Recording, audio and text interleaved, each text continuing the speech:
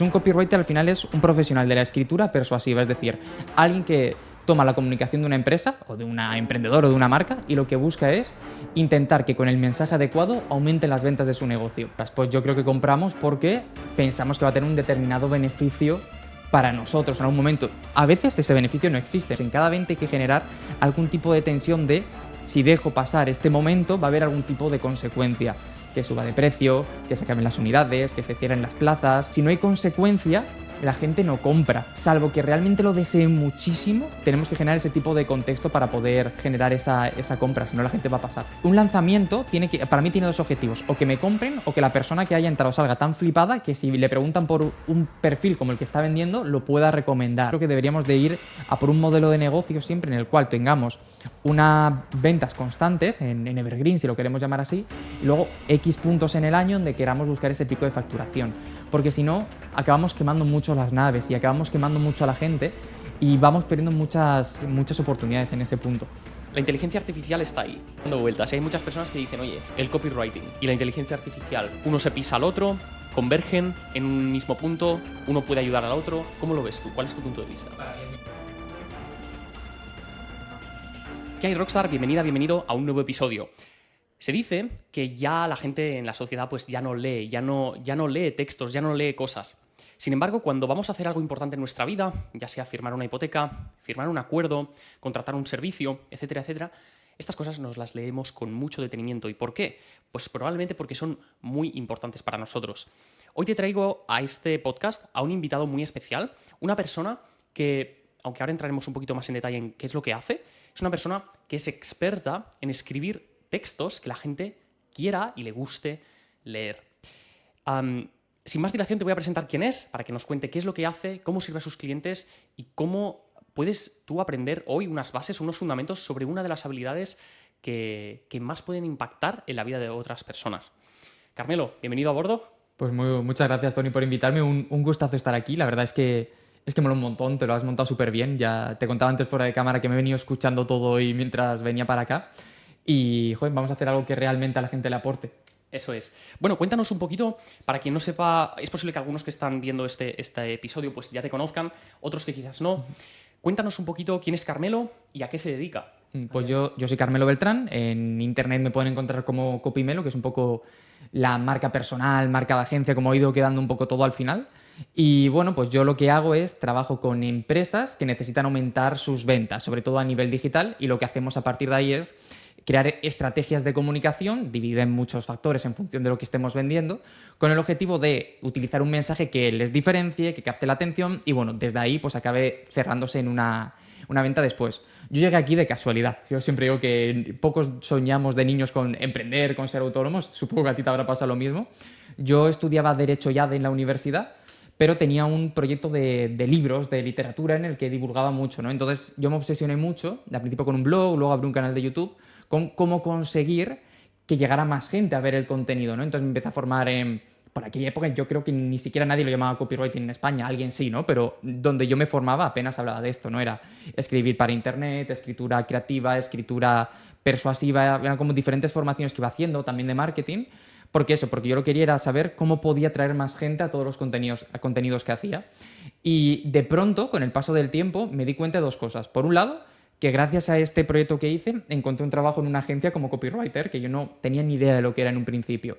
Y luego, con el paso del tiempo, me gustaba más todo el trabajo para llevar gente que lo propio contenido que compartía de literatura, ¿no? Entonces me di cuenta y dije, ostras, pues si ya estoy trabajando para una agencia, igual en algún momento me lo puedo montar para mí, ¿no? Y ya tardé unos cuantos años en dar el paso, pero fue un poquito todo ese proceso, tío, me trajo hasta aquí. Es curioso, y has mencionado la palabra copywriting, copywriter, para una persona que estuviese pues, en el punto en el que tú estabas justo cuando empezaste, que te dice la palabra copywriter y a lo mejor no entiendes exactamente lo que es. ¿Cómo se le podría explicar a una persona que no sabe lo que es qué es un copywriter? Claro, a mí me lo tuvieron que explicar, ¿eh? Cuando me hicieron la primera propuesta, porque al final era, oye, esto que haces tú en tu blog, tú tal, tenemos clientes relacionados con la literatura, vente y ayúdanos a venderlos, a tener presencia en redes, etc. Entonces, un copywriter al final es un profesional de la escritura persuasiva, es decir, alguien que toma la comunicación de una empresa o de una emprendedora o de una marca y lo que busca es intentar que con el mensaje adecuado aumenten las ventas de su negocio. Y creo que es importante la palabra venta porque es un poco lo que diferencia al copy de cualquier otra profesión relacionada con la escritura, ¿no? Yo que sé, un escritor creativo al final, su objetivo es entretener y a lo mejor generar otras emociones, ¿no? Pero el libro, por ejemplo, es el fin en sí mismo. Un periodista lo que quiere es informar de alguna manera. Pues un copy al final lo que se diferencia es que capta la atención y su objetivo es que al final la persona que lea ese texto realice una determinada acción. Puede ser compartirlo, puede ser dejar un me gusta, puede ser dejar un comentario, pero que al final todo el proceso termina en una venta para el negocio. Claro, por eso es una posición, y yo desde mi punto de vista, es una posición que está muy buscada, muy demandada y que es altamente rentable para empresas, sobre todo que ya lo que se dan cuenta es que, oye, para seguir escalando o haciendo crecer mi facturación o las ventas de mi empresa, necesito encontrar el mensaje adecuado, que sé que con el que más conecta a mi cliente ideal, y que utilizar ese mensaje para llevar a esa persona hacia un producto o servicio que le ayude en alguna determinada manera, ¿no? Me vienen a la cabeza como ciertos mensajes de empresas pues súper tradicionales de las cuales creo que podemos aprender un montón. Yo sé que a ti te gusta mucho pues, los mensajes de copy que se utilizaban en el pasado. De hecho, creo que tenías como, lo digo de memoria, porque nos conocemos desde hace unos cuantos años ya, tenías como una secuencia de vídeos donde ibas analizando el copy y las estrategias de empresas tipo, no lo sé, Coca-Cola, Nike o lo que sea, ¿no? ¿Nos puedes contar un poquito más sobre esto? Sí, o sea, al final también quiero que la gente entienda que ese tipo de mensaje seguramente no es lo que hace un copy como yo, ¿sabes? Un copy como yo, como lo que se mueve sobre todo en el mundo digital, son copies de respuesta directa, es decir, buscan más con qué tipo de mensaje puedes conseguir que la audiencia actúe más rápido, es decir, si tú sabes, me voy a inventar los números, ¿vale? Pero que cada 100 personas te compra una, pues a lo mejor con el mensaje adecuado puedes conseguir que de cada 100 te compren dos, entonces ya... Joder, si tienes 1000 visitas ya son 20, si tienes 10.000 ya son 200, ¿no? Entonces es una cosa que siempre hay que tener en mente. Lo que hace Coca-Cola, Nike, etcétera, que por cierto, que creo que es una manera muy chula de aprender también todo esto, es un copy más creativo. Es decir, la diferencia a lo mejor entre Coca-Cola y Pepe que hace trading, por ejemplo, que hay una formación de trading, es que tú ya sabes lo que hace Coca-Cola, ¿no? Entonces no hace falta que te estén convenciendo todo el rato para que te tomes la bebida, sino que van a un enfoque mucho más creativo para despertar en ti algún tipo de emoción relacionada con el consumo de Coca-Cola, ¿no? En cambio, esa persona que está vendiendo una formación necesita una respuesta mucho más directa, necesita que cada acción que realice en redes sociales, en email, en sus landings, convierta un poquito más. Entonces, creo que es bueno saber la diferencia. Más allá de eso, también creo que se puede aprender muchísimo de ellos, ¿no? Porque a lo mejor Nike, a lo mejor del eslogan de la campaña más novedosa, a lo mejor no hay tanto, pero si te metes en su página web, seguramente sí que ves muchas acciones que puedan relacionarse con cómo te van llevando constantemente a que compres las zapatillas o la camiseta o lo que sea, ¿no? Entonces creo que es súper interesante. Pero sí que es cierto que en un mundo a lo mejor como que estamos tan obsesionados con lo nuevo, con aprender de las nuevas tendencias, si te vas, y aquí yo digo sobre todo a anuncios escritos antiguos, rollo, tú te metes en Pinterest además y puedes buscar campañas de publicidad antiguas, te das cuenta de un montón de estrategias que hoy en día siguen valiendo, ¿no? Por ejemplo, las primeras que hacía Apple, y a lo mejor hacía una que decía, sí, esto, a mí me gustó mucho esta campaña, que era con personajes históricos, decía, si no sé quién estuviera vivo hoy, elegiría un Mac. Y ahí, por ejemplo, está tirando la autoridad, ¿no? Y estás fijándote en personas que muchas personas reconocen, y lo que dices, ostras, pues como yo admiro a esta persona, pues yo también quiero hacer lo mismo, ¿no? O cuando Converse, la marca de zapatillas, llegó a la NBA, al final era como, ostras, yo quiero utilizar estas zapatillas porque mi ídolo, que yo sé, quien sea de cada uno, pues las está utilizando, ¿no? En este momento. Entonces creo que al final hay muchas estrategias que se pueden aprender a la hora de hacerlo. Y creo que es bueno tanto mirar lo que hace la gente más, las marcas más creativas, las marcas más potentes, como lo que estamos haciendo hoy en el mercado, ¿no? Para poder verlo gente más pequeñita e intentar hacer ahí una mezcla chula. Es interesante esto. Te quiero hacer una pregunta un poco general, pero ya dirigiéndola un poco a la práctica para que las personas que puedan estar viendo la entrevista se puedan llevar valor súper accionable. En tu opinión, ¿por qué crees que las personas compramos productos y servicios? Ostras, pues yo creo que compramos porque pensamos que va a tener un determinado beneficio para nosotros en algún momento. A veces ese beneficio no existe, ¿no? Justo hablábamos antes, ¿no? De que te querías meter como en un hobby que a lo mejor no sabías si le ibas a sacar partido o no realmente al final, pero tú en tu cabeza tomar esa decisión te trae un beneficio X, que a lo mejor el beneficio puede ser simplemente entretenerte, o puede ser estar más en forma, o verte más guapo, o ganar más dinero, ¿no? En algún momento. Entonces, al final normalmente compramos porque pensamos o que va a tener un beneficio o que va a acabar con un dolor, que realmente es lo mismo, son las dos caras de la misma moneda, ¿no? Te voy a poner un ejemplo. Yo ahora acabo de renovar el portátil. Yo era muy de Mac, hasta hace un año más o menos, que el último Mac me salió muy rana y me pasé a Windows. Entonces me compré un portátil Windows que tenía un problema, que era que la batería dura muy poco en comparación con los Macs, ¿no? Que son una locura cómo dura la batería. Entonces, yo ahora tenía un problema, que era cuando me voy a un evento o tal, lo paso muy mal porque el Mac me iba sabiendo que me iba a durar todo y con el otro voy con el cargador por todos lados pensando. Entonces, hace poco Microsoft sacó la nueva Surface, que lo que te prometen es una batería loquísima, ¿no? Y se acaban de estrenar y yo, en cuanto lo vi, dije, me lo compro. O sea, me lo compré en el momento. ¿Por qué? Porque yo, además, tenía un sobremesa que era un poco antiguo, que ahora mi pareja utiliza para jugar a los Sims realmente, ¿sabes? Pero dije, bueno, me lo voy a traer aquí para casa, para tenerlo, etcétera, para tal. Pero yo soy una persona que se mueve en eventos y que tampoco le gusta estar solo sentado en el despacho, sino que, oye, pues tenemos un jardincito, si me apetece ir a trabajar ahí, pues irme ahí, ¿no? Entonces, en cuanto lo vi, se estrenó y vi las primeras reviews que hacían, lo compré. ¿Por qué? Porque yo tenía un dolor que era necesito un ordenador que tenga batería. Y dije, me quiero quedar en Windows porque estoy muy cómodo en Windows y porque tenía un problema con la contraseña de Apple y no me la reactivan, ¿sabes? Entonces no puedo acceder ahora mismo, que seguramente ya fuera de bromas, iré a una Apple Store y me lo abrirían. Pero ya estoy cómodo con el sistema. Entonces, ¿cuál es mi problema? No tengo un ordenador que me dé confianza para tener batería para moverme.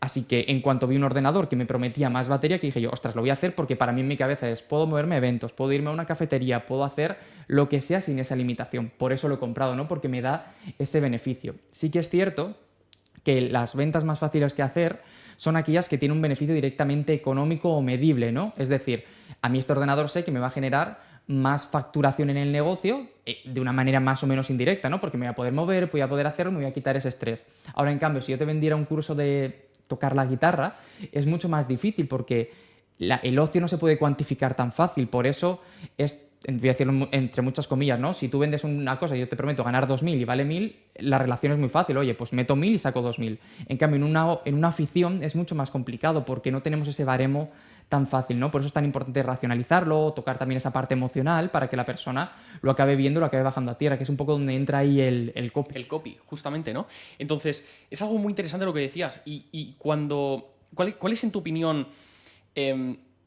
una palanca? ¿Cuál es la palanca más grande bajo tu punto de vista? ¿El salir de un problema que tengo o el perseguir una meta que busco? O sea, pues te voy a decir una cosa entre medias que para mí lo más importante es el contexto que creemos. Es decir, crear una situación en la que la persona se da cuenta de que si no toma la decisión hoy, va a haber una serie de consecuencias que puede ser o dejar de ganar o seguir perdiendo en lo que sea.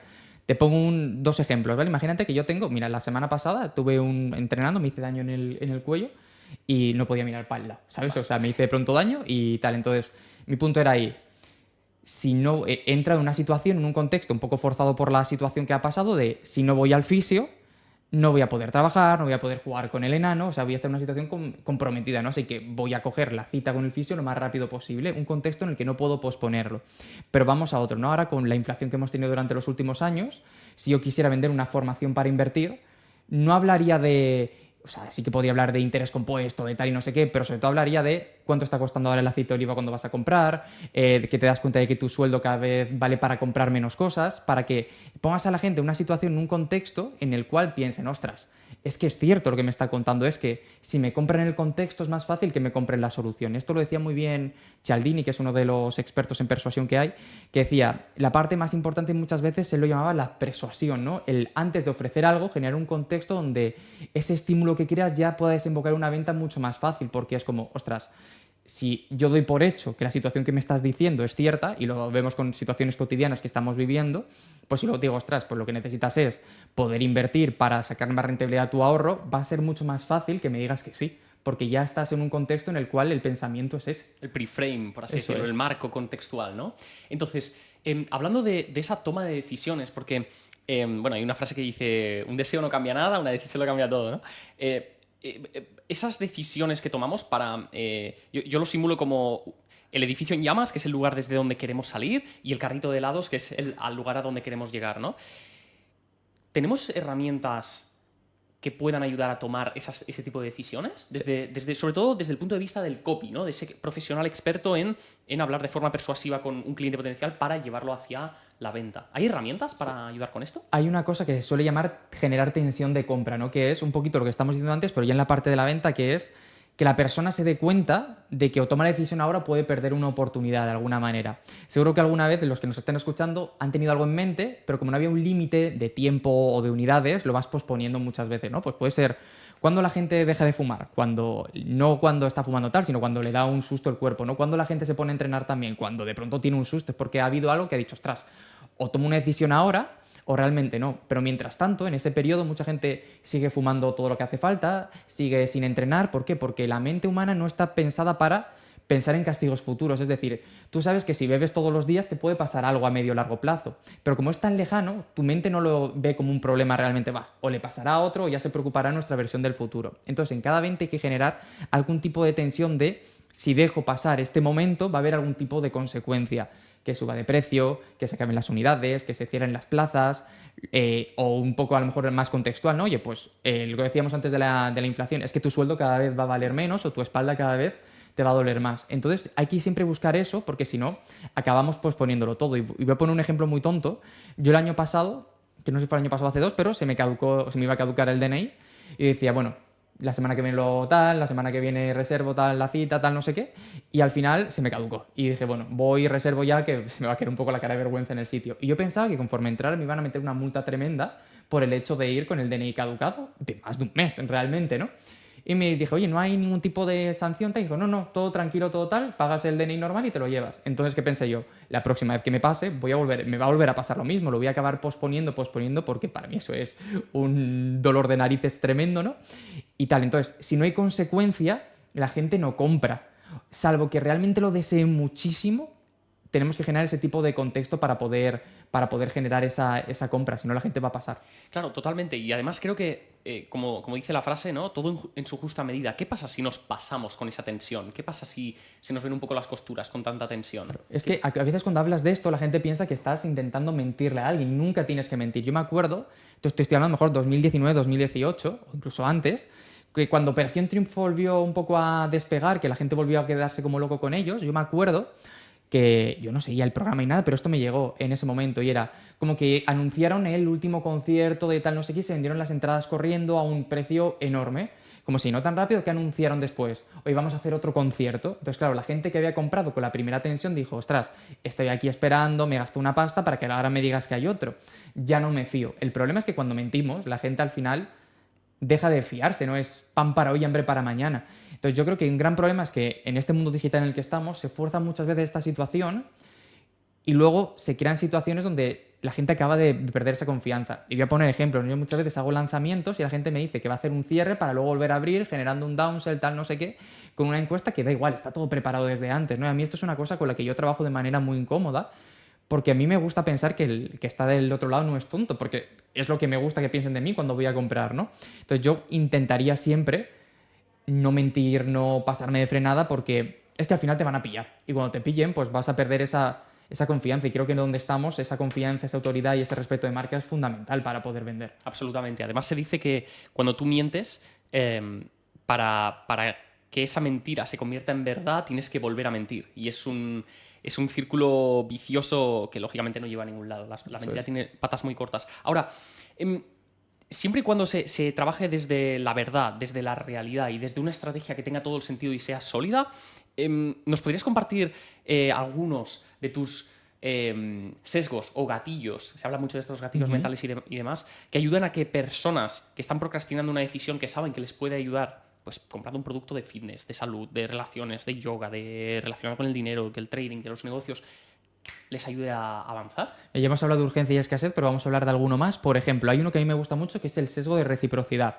que es cuando tú das a alguien algo gratuito, empieza a tener una sensación de deuda contigo. Esto es como cuando un amigo te invita a cenar y tú le dices, vale, pero a la próxima invito yo, ¿no? Pues al final, si en lugar de ir a vender directamente generamos ese tipo de relaciones, pues se hace muchas veces con lead magnets, etcétera, ¿no? Pero un lead magnet que sea bueno, que de verdad aporte, la gente empieza a tener una sensación de te quiero comprar, si cuando vaya a comprar entre todas las personas, te voy a elegir a ti realmente, ¿no? Porque eres el que me ha cuidado y de alguna manera es por esa sensación de deuda que hay. También hay otros sesgos, por ejemplo, el sesgo de confirmación, que es las personas no están buscando a alguien que le vuele la cabeza, están buscando a alguien que confirme lo que ya cree. Entonces, siempre es que hagas un mensaje, si has hecho una buena investigación, no empiezas creando algo diferente a lo que piensa ya esa persona, empieza confirmando el pensamiento que ya tiene y a partir de allá empieza a tejer todo lo que quieras contar después, ¿no? Pero parte de ese punto. O yo qué sé, también está el sesgo del ancla, ¿no? Que a mí me gusta mucho y esto es Y además lo puede ver cualquiera persona que nos escuche cuando vaya a un MediaMarkt, por ejemplo, que tú entras y hay una tele enorme, hipercara, nada más entrar. Y a lo mejor piensas, ostras, algún loco se compra la tele de 20 o 30.000 euros y dices, normalmente no. Pero luego vas a la sección de televisiones y hay una que vale 2.000 y ya no te parece tan cara porque lo estás comparando. O, por ejemplo, esto también pasa en las cartas de vino de los restaurantes, que normalmente hay un vino que es muy caro, que a lo mejor ni siquiera lo tienen dentro del restaurante, ¿no? Pero claro, si una botella vale X, la que valga la mitad ya no te parece tan cara. Y si quieres impresionar a alguien, pues dices, vale, esta de arriba no, pero esta sí que me la quedo, por ejemplo. Entonces, al final, creo que una de las ideas más interesantes que podemos tener es que siempre decidimos por comparación en todo lo que hacemos. Y cuando no tenemos elementos con los que comparar es cuando realmente nos sentimos nerviosos a la hora de comprar. Si ahora me voy a comprar, pues por ejemplo, antes estamos hablando tú y yo de filtros de agua, ¿no? Yo no sé cuánto vale un filtro de agua, entonces, si ahí me dice una persona X, Y o Z, no voy a saber magnificar si realmente eso es caro, si es barato, es un precio elevado o no. Pero en la mayor parte de las decisiones que tomamos sí que tenemos referencias o las podemos buscar muy fácil haciendo una búsqueda en Internet. Entonces, ser nosotros los que tengamos esa capacidad para generar ese contexto en el que la persona decide es muy potente. Por eso está, por ejemplo, los varios precios de Netflix o cuando entras a un software y te dice de pronto arriba, este es el recomendado, pero hay 2 o 3 más, ¿no? Que se juega con muchas estrategias para poder vender la que tú quieras. ¿Cómo funciona esa estrategia en concreto? Eso hay muchos vertientes, ¿no? Pero normalmente suele haber 3, que es la del feo, el bueno y el malo, ¿no? Que son... aquí lo importante es darte cuenta de que no están puestos los 3 precios para que elijas uno, sino que ya hay uno que quieren vender y se quieran los otros 2 alrededor de ello, ¿no? Entonces está el precio bueno, que es el que a ti te interesa por lo que sea vender más, porque te es el más rentable, porque es el que menos trabajo te da, porque por lo que sea cada negocio tendrá lo suyo, y luego tienes uno que es el feo, que es una propuesta que seguramente normalmente tiene un precio inferior, pero que las condiciones que te da son bastante inferiores en comparación a los otros. Entonces es una propuesta de, si yo quiero entrar, normalmente eso me va a ser insuficiente y solo se lo van a quedar aquellas personas que realmente... Entran digan, por vale, precio. claro, no puedo permitirme el paso hacia adelante, ¿no? Y luego está el malo, que es el que a lo mejor hay un salto de precio completamente loco y que tú dices, ostras, para pagar esto está aquí. Te voy a poner un ejemplo de un cliente porque incluso así a lo mejor lo podemos usar a nuestro favor. Él vendía una especie de formación de marca personal y tenía como 3 precios. Era un primer precio que era reducido, que era solo lo típico de los vídeos y ya está y no sé qué, sin ningún tipo de soporte. Me voy a inventar los precios, ¿vale? Pero imagínate que esto valía 10 euros al mes. Luego a lo mejor tenías por 25 lo mismo, solo que sesiones en directo en él en grupo para hacer preguntas y respuestas. Claro, decías, ostras, pues ya que me meto por 15 euros más, tengo al experto que me vaya resolviendo las dudas. Pero luego él tenía un tercer precio que era por 300 o 400 al mes, no me acuerdo cuánto era, tienes en lugar de la sesión grupal, o además de la sesión grupal, una sesión individual con él al mes o a la semana, no me acuerdo cómo lo hacía, ¿no? Dices, ostras, normalmente el salto es muy grande realmente, ¿no? Entonces lo lógico es que te quedes con la de 25, no con la que vaya un precio más allá. Pero también tienes esa propuesta de, si llega algún loco, que se entienda lo que voy a decir, que quiere lo último, que me compre esto. Esto nos pasó con un cliente además, con unos precios mucho más elevados, que era mentor de empresarios, y que vendíamos eso, una versión sin soporte y una versión con soporte en grupo, y a lo mejor eran, me voy a inventar, 500 euros o 3.000 euros. Y entonces llegó una persona y nos dijo, no, pero yo quiero el soporte individual, no quiero a nadie. Entonces no teníamos nada preparado y dijimos, bueno, vamos a tirar un precio y dijimos 15.000 y dijo la persona, sí. Claro, al final, porque valoraba mucho, el tiempo de esta persona es muy escaso, pero lo que voy es que normalmente, y luego ya lo empezamos a poner, ¿no? En las siguientes, oye, hay una versión que son de 15.000, pero el objetivo de esta persona no es vender la de 15.000, porque la de 15.000 le absorbe por completo el tiempo, No es vender la de 3.000. Eso es. Totalmente. Fíjate que a mí me pasó algo parecido en Business Sherpa, en una de las 2 empresas que tengo, que es que ahí, pues, lógicamente el 1 a 1 es muy demandado o se pide mucho por parte del cliente, ¿no? Y teníamos esa versión normal, que era la Golden, la que le llamábamos Golden, que era la que casi todo el mundo compraba, porque era por la inversión que tenías que hacer, la más rentable, porque tenías muchísimos soportes, sesiones grupales. Ahora también teníamos la versión 1 a 1, que generalmente aproximadamente un 20% de personas querían esa y pagaban un ticket muchísimo más alto, pero por tenerlo muy llave en mano, ¿no? Sin embargo, eso tiene ese problema que tú decías, que no es escalable. De cara a la entrega del servicio es algo que te limita mucho, te capa mucho, ¿no? Entonces, volviendo un poco a ese punto de los gatillos, me parece súper interesante esto. Claro, ¿tendrías alguno más en mente acerca de que se suele utilizar sobre todo en lanzamientos o en estrategias que tú utilices como copy, que te gusta utilizar? Mira, muchas veces en lanzamientos al final hay que pensar que en un lanzamiento metemos a la gente en una coctelera muy rápido durante un tiempo muy limitado y hay que elevar mucho su nivel de conciencia muy rápido para poder hacerlo, ¿no? Entonces, al final muchas veces aquí vas por urgencia o escasez, ¿no? Que se acaban las plazas o se acaba no sé qué, siempre hay bonus de 24, 48 horas o de X personas para poder entrar. Pero una cosa a mí que me gusta mucho es pensar un poco más a medio plazo, es decir, yo tengo clientes con los que sé que los que me entran en un lanzamiento no me van a comprar en ese, me van a comprar en el siguiente, ¿no? Entonces, más allá del sesgo de reciprocidad, creo que es importante, y aquí ya no sé si esto tiene un nombre técnico o algo, ¿no? Pero creo que muchas veces un gran pecado que hace mucha gente a la hora de vender es como intentar quemar naves durante ese lanzamiento, ¿no? Voy a machacarlos durante este lanzamiento para que me compren la máxima gente posible. Pero yo cada vez veo más que mucha gente entra en un lanzamiento y te compra en el segundo o en el tercero o en lo que hagas, ¿no? Entonces, a mí creo que una de las cosas que tenemos que hacer es entender que, aparte de que la gente tiene sus ritmos, la idea de que un lanzamiento para mí tiene dos objetivos: o que me compren o que la persona que haya entrado salga tan flipada que si le preguntan por un perfil como el que está vendiendo, lo pueda recomendar, ¿no? Porque a lo mejor imagínate que lo hiciera yo, ¿vale? De copy. Pues yo puedo quemar mucho las naves con toda la gente que haya entrado al webinar, o puedo conseguir aportar lo suficiente para que esa persona piense, si alguien me pide que le recomiende un copy en el futuro, me va a recomendar a mí. Entonces creo que esa aportar valor creo que es muy importante, y además creo que cada vez la gente va con más prisa y con más ansiedad por el hecho de vender y nadie tiene paciencia. También creo que es porque la gente se la está jugando constantemente con los lanzamientos, y yo mi recomendación siempre es: un lanzamiento no debería ser tu facturación, debería ser un pico que tienes. Y siempre pongo a Apple de ejemplo, ¿no? Apple lanza ahora en septiembre-octubre el iPhone 16, pero Apple no depende de ese septiembre para vivir. Evidentemente, a lo mejor el 50% de las ventas vienen de ese momento, ¿no? De la gente que va ahí, pero está vendiendo teléfonos todo el año. Entonces yo creo que deberíamos de ir a por un modelo de negocio siempre en el cual tengamos unas ventas constantes en Evergreen, si lo queremos llamar así, y luego X puntos en el año donde queramos buscar ese pico de facturación. Porque si no, acabamos quemando mucho las naves y acabamos quemando mucho a la gente y vamos perdiendo muchas oportunidades en ese punto. Efectivamente. ¿Cómo ves tú el modelo de lanzamiento a largo plazo? ¿Cómo te lo imaginas dentro de 3 años? ¿Más sofisticado, más competido, más...? ¿Cómo lo ves? Ostras, pues creo que es una pregunta muy buena y que si tuviera la respuesta ganaría mucho dinero en los próximos 10 años, ¿no? Pero sí que creo que va a ir profesionalizándose cada vez más todo, y por profesionalizar quiero decir que al final, a nivel de los procesos sobre todo, ¿no? Porque yo que he vivido desde 2019 más o menos todo tipo de lanzamientos y vi la fiesta que fue 2020, por ejemplo, hubo un momento en el que daba igual lo que hicieras, que siempre se vendía. 2020, 2021 era así, porque la gente estaba aburrida, tenía dinero, o sea, porque no podía gastar, básicamente, y tenía muchas ganas de formarse y además estaba planteando muchos cambios vitales, ¿no? Al estar encerrado en casa. Pero a partir de finales de 2021, 2022 ya en adelante, ha habido una caída muy grande de las ventas de los lanzamientos, que realmente no es una caída, es volver a lo que había antes. Pero cada vez hay más gente, cada vez hay más... Entonces, yo tengo la sensación de que esto va a tender mucho a que el modelo high ticket como lo conocemos no va a ser tan persistente. Yo creo mucho en los medium tickets en este punto, ¿no? También porque creo que como modelo de negocio es mucho más escalable para mucha gente. Y creo que si tu esfuerzo de venta depende de dejarte la piel constantemente, creo que eso no es sostenible en el tiempo y lo que normal es que te quemes. Entonces, yo tengo la sensación de que va a tender más un modelo más evergreen, a hacer más comunidad, a vender más a lo mejor desde redes sociales o desde el email directamente, que estar haciendo acciones constantes mucho más grandes a la hora de vender. Que se van a seguir haciendo, por supuesto, pero lo que decía antes, ¿no? Yo creo que no debería de depender eso de esto, porque la gente está cada vez más quemada, las redes sociales cada vez están sacando modelos donde ya puedes pagar para no ver publicidad, por lo tanto, creo que el orgánico y el estar ahí cada vez va a tener más fuerza, tío. Más fuerza. Crear tribu, crear comunidad, crear Eso es. gente fiel a tus valores y a tu idea, ¿no? De alguna manera.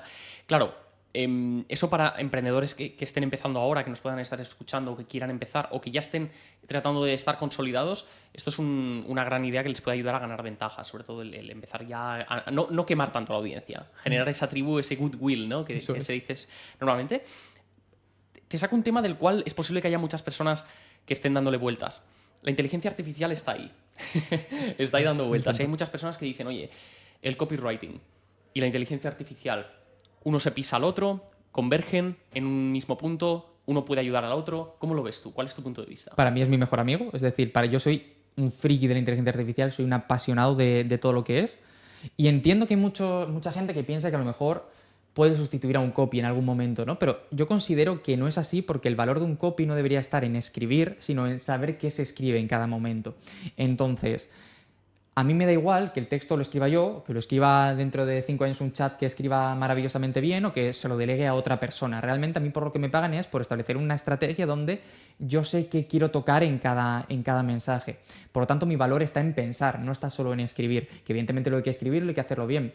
Pero yo estoy deseando que un chat GPT avanzado pueda escribir perfectamente, que le pueda pasar un montón de cosas y que lo haga súper bien. Ahora, yo utilizo el chat en mi día a día. Bueno, el chat y un montón de herramientas de IA las utilizo en mi día a día y con mucho gusto y con mucha pasión porque me hacen la vida mucho más fácil. Es cierto que a lo mejor todavía, y digo todavía, no te escriben un texto perfecto, pero me ayudan mucho en procesos de investigación. Por ejemplo, yo, si cuando trabajo con un cliente, paso un cuestionario, tengo reuniones con él, voy recopilando cosas que haya hecho ya por ahí fuera y se lo meto todo en una conversación y se convierte en mi asistente durante todo el proceso. Le puedo preguntarle por el avatar, por los dolores, por lo que ya está haciendo. Puedo pedirle que me retoque cosas para el tono o el mensaje, que luego siempre hay que tocar, etcétera.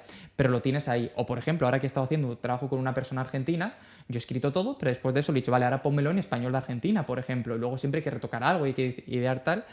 Pero a mí esto antes se me complicaba mucho porque me daba cuenta que si escribía en argentino no estaba escribiendo persuasivo, estaba solo pensando en escribir argentino. Ahora tengo o investigaciones, meterte en vídeos de YouTube del tema, pedirle que te haga resúmenes, que te saque puntos clave, que te amplíe o que te deje de ampliar. A mí me parece una herramienta potentísima, toda. Yo utilizo Casmai para transcribir audios y vídeos, utilizo Perplexity que te permite hacer búsquedas con mucho más avanzadas que en YouTube con sus fuentes, evidentemente el ChatGPT para un montón de cosas en el día a día. Y es cierto que todavía no te da un texto lo suficientemente potente, pero te puede dar muchas ideas. Yo una de las cosas que hago mucho para clientes son guiones de Reels, ¿vale? Y el otro día estaba haciendo guiones para una inversora inmobiliaria en Miami y tenía que hacer 30 o 40 guiones y yo cuando llevaba 30 y pico ya no tenía ideas. Entonces, ¿qué hice yo? Le empecé a preguntar, oye, ¿cómo le explicarías esto a un niño de 10 años al chat? Y es cierto, yo le siempre pido que me dé 2 o 3 ideas diferentes. Igual la idea que te dan no es maravillosa, pero solo ver ideas distintas ya te empieza a hacer conexiones en tu mente y empiezas a buscar diferentes enfoques a la hora de hacerlo. Entonces, a mí me parece una idea súper potente y que se puede utilizar muy bien. Ahora, y yo insisto, al final, yo creo que cuando todo esto explotó hace un par de años, hubo un boom increíble de muchas empresas haciéndolo, pero yo no he notado en ningún momento una caída de demanda de servicios por esto. ¿Por qué? Porque al final, aprender a utilizar una herramienta sigue siendo un trabajo muy, muy grande. Por lo tanto, el cliente sigue sin tener el tiempo o las ganas de poder dedicarte a ello.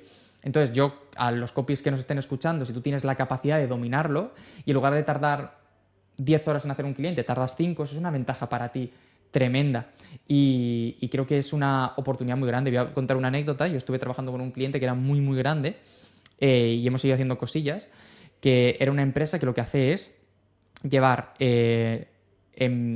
como análisis de tendencias en alimentación y bebidas a diferentes países. No va por todas las ferias del mundo, capta tal y se las vende a empresas como Mau o como tal para que lo puedan adelantar.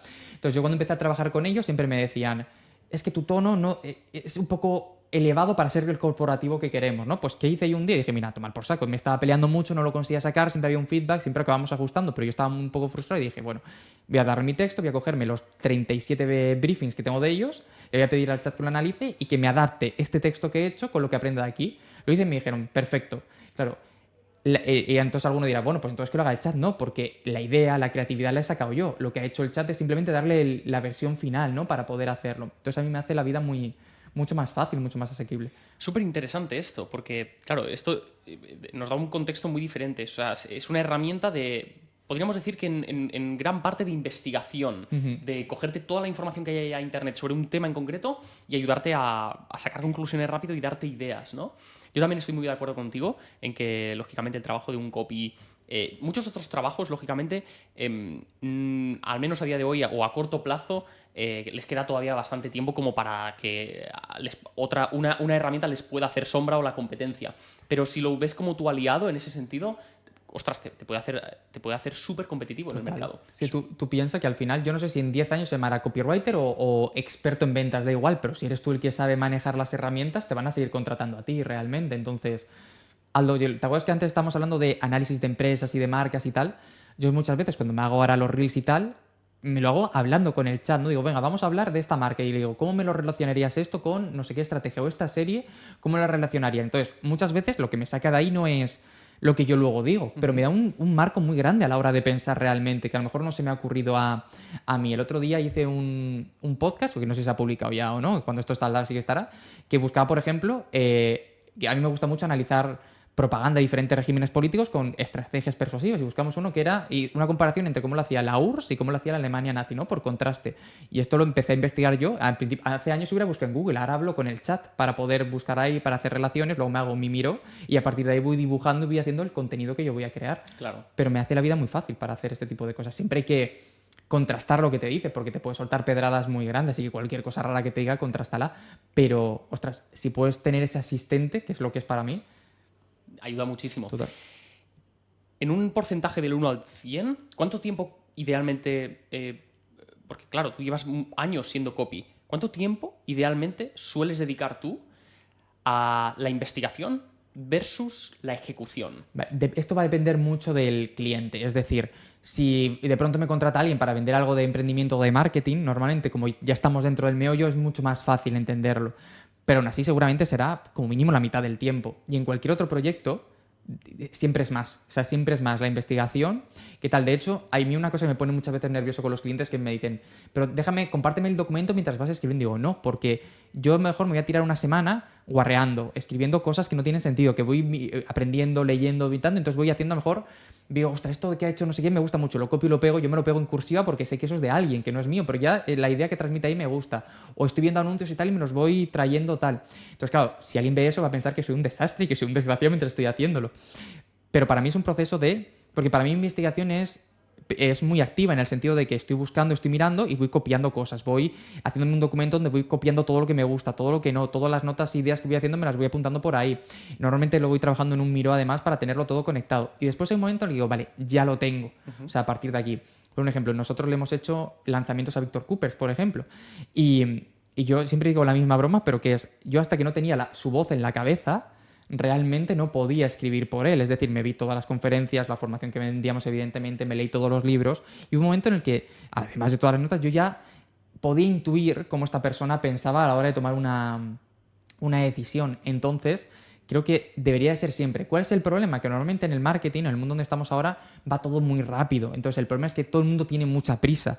Y sí que es cierto que cuando tú empiezas a formarte como copy, te dan como un mundo ideal que luego en la vida real no es tanto. Entonces, yo creo que hay que intentar hablar con el cliente para que entienda lo que es y hacer una especie de malabar real para poder hacerlo. Esto yo porque estoy mucho en tema de lanzamientos, en este tipo de cosas. Igual si haces solo páginas web tienes mucho más tiempo, ¿no? Pero te pongo un ejemplo ahora, con un socio que hemos hecho un producto de copy, lo que hacemos es intentamos ayudarte a vender desde un lead magnet, una secuencia de ventas para poder hacerlo, ¿no? Porque hay mucha gente que o no capta leads o los está captando sin hacer nada después. Decimos, ostras, pues tienes un producto de ticket bajo, vamos a intentar venderlo desde el principio. Y hemos hecho un trabajo para una persona que es asesor de comunicación política en Latinoamérica.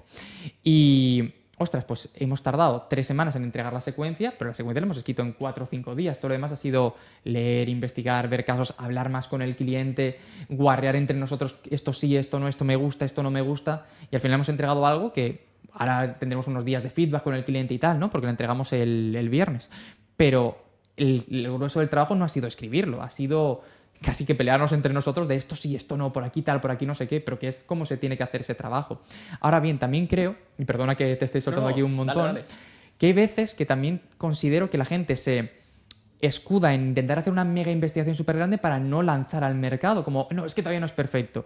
Y hay momentos en los que esto se lo escuché a alguien y me gustó mucho, que era, hay momentos en los que ya la investigación no multiplica, solo suma, y que lo que te va a multiplicar es salir al mercado para ver lo que pasa con lo que estás haciendo. No, es que ya esta frase tal o este tal, no sé qué, vale, hay un momento en el que ya es lanza, porque el tiempo que estás perdiendo en acabar de ajustar cosas, a veces es mejor ver si realmente el grueso funciona o no funciona, porque yo tampoco soy partidario de que en función de la frase que pongas en el botón vas a vender más o menos. Ojalá fuera tan fácil, realmente. Creo que es una cosa de contexto del mensaje que estés lanzando. Es cierto que las promesas, los primeros ganchos, eso sí tiene mucha importancia.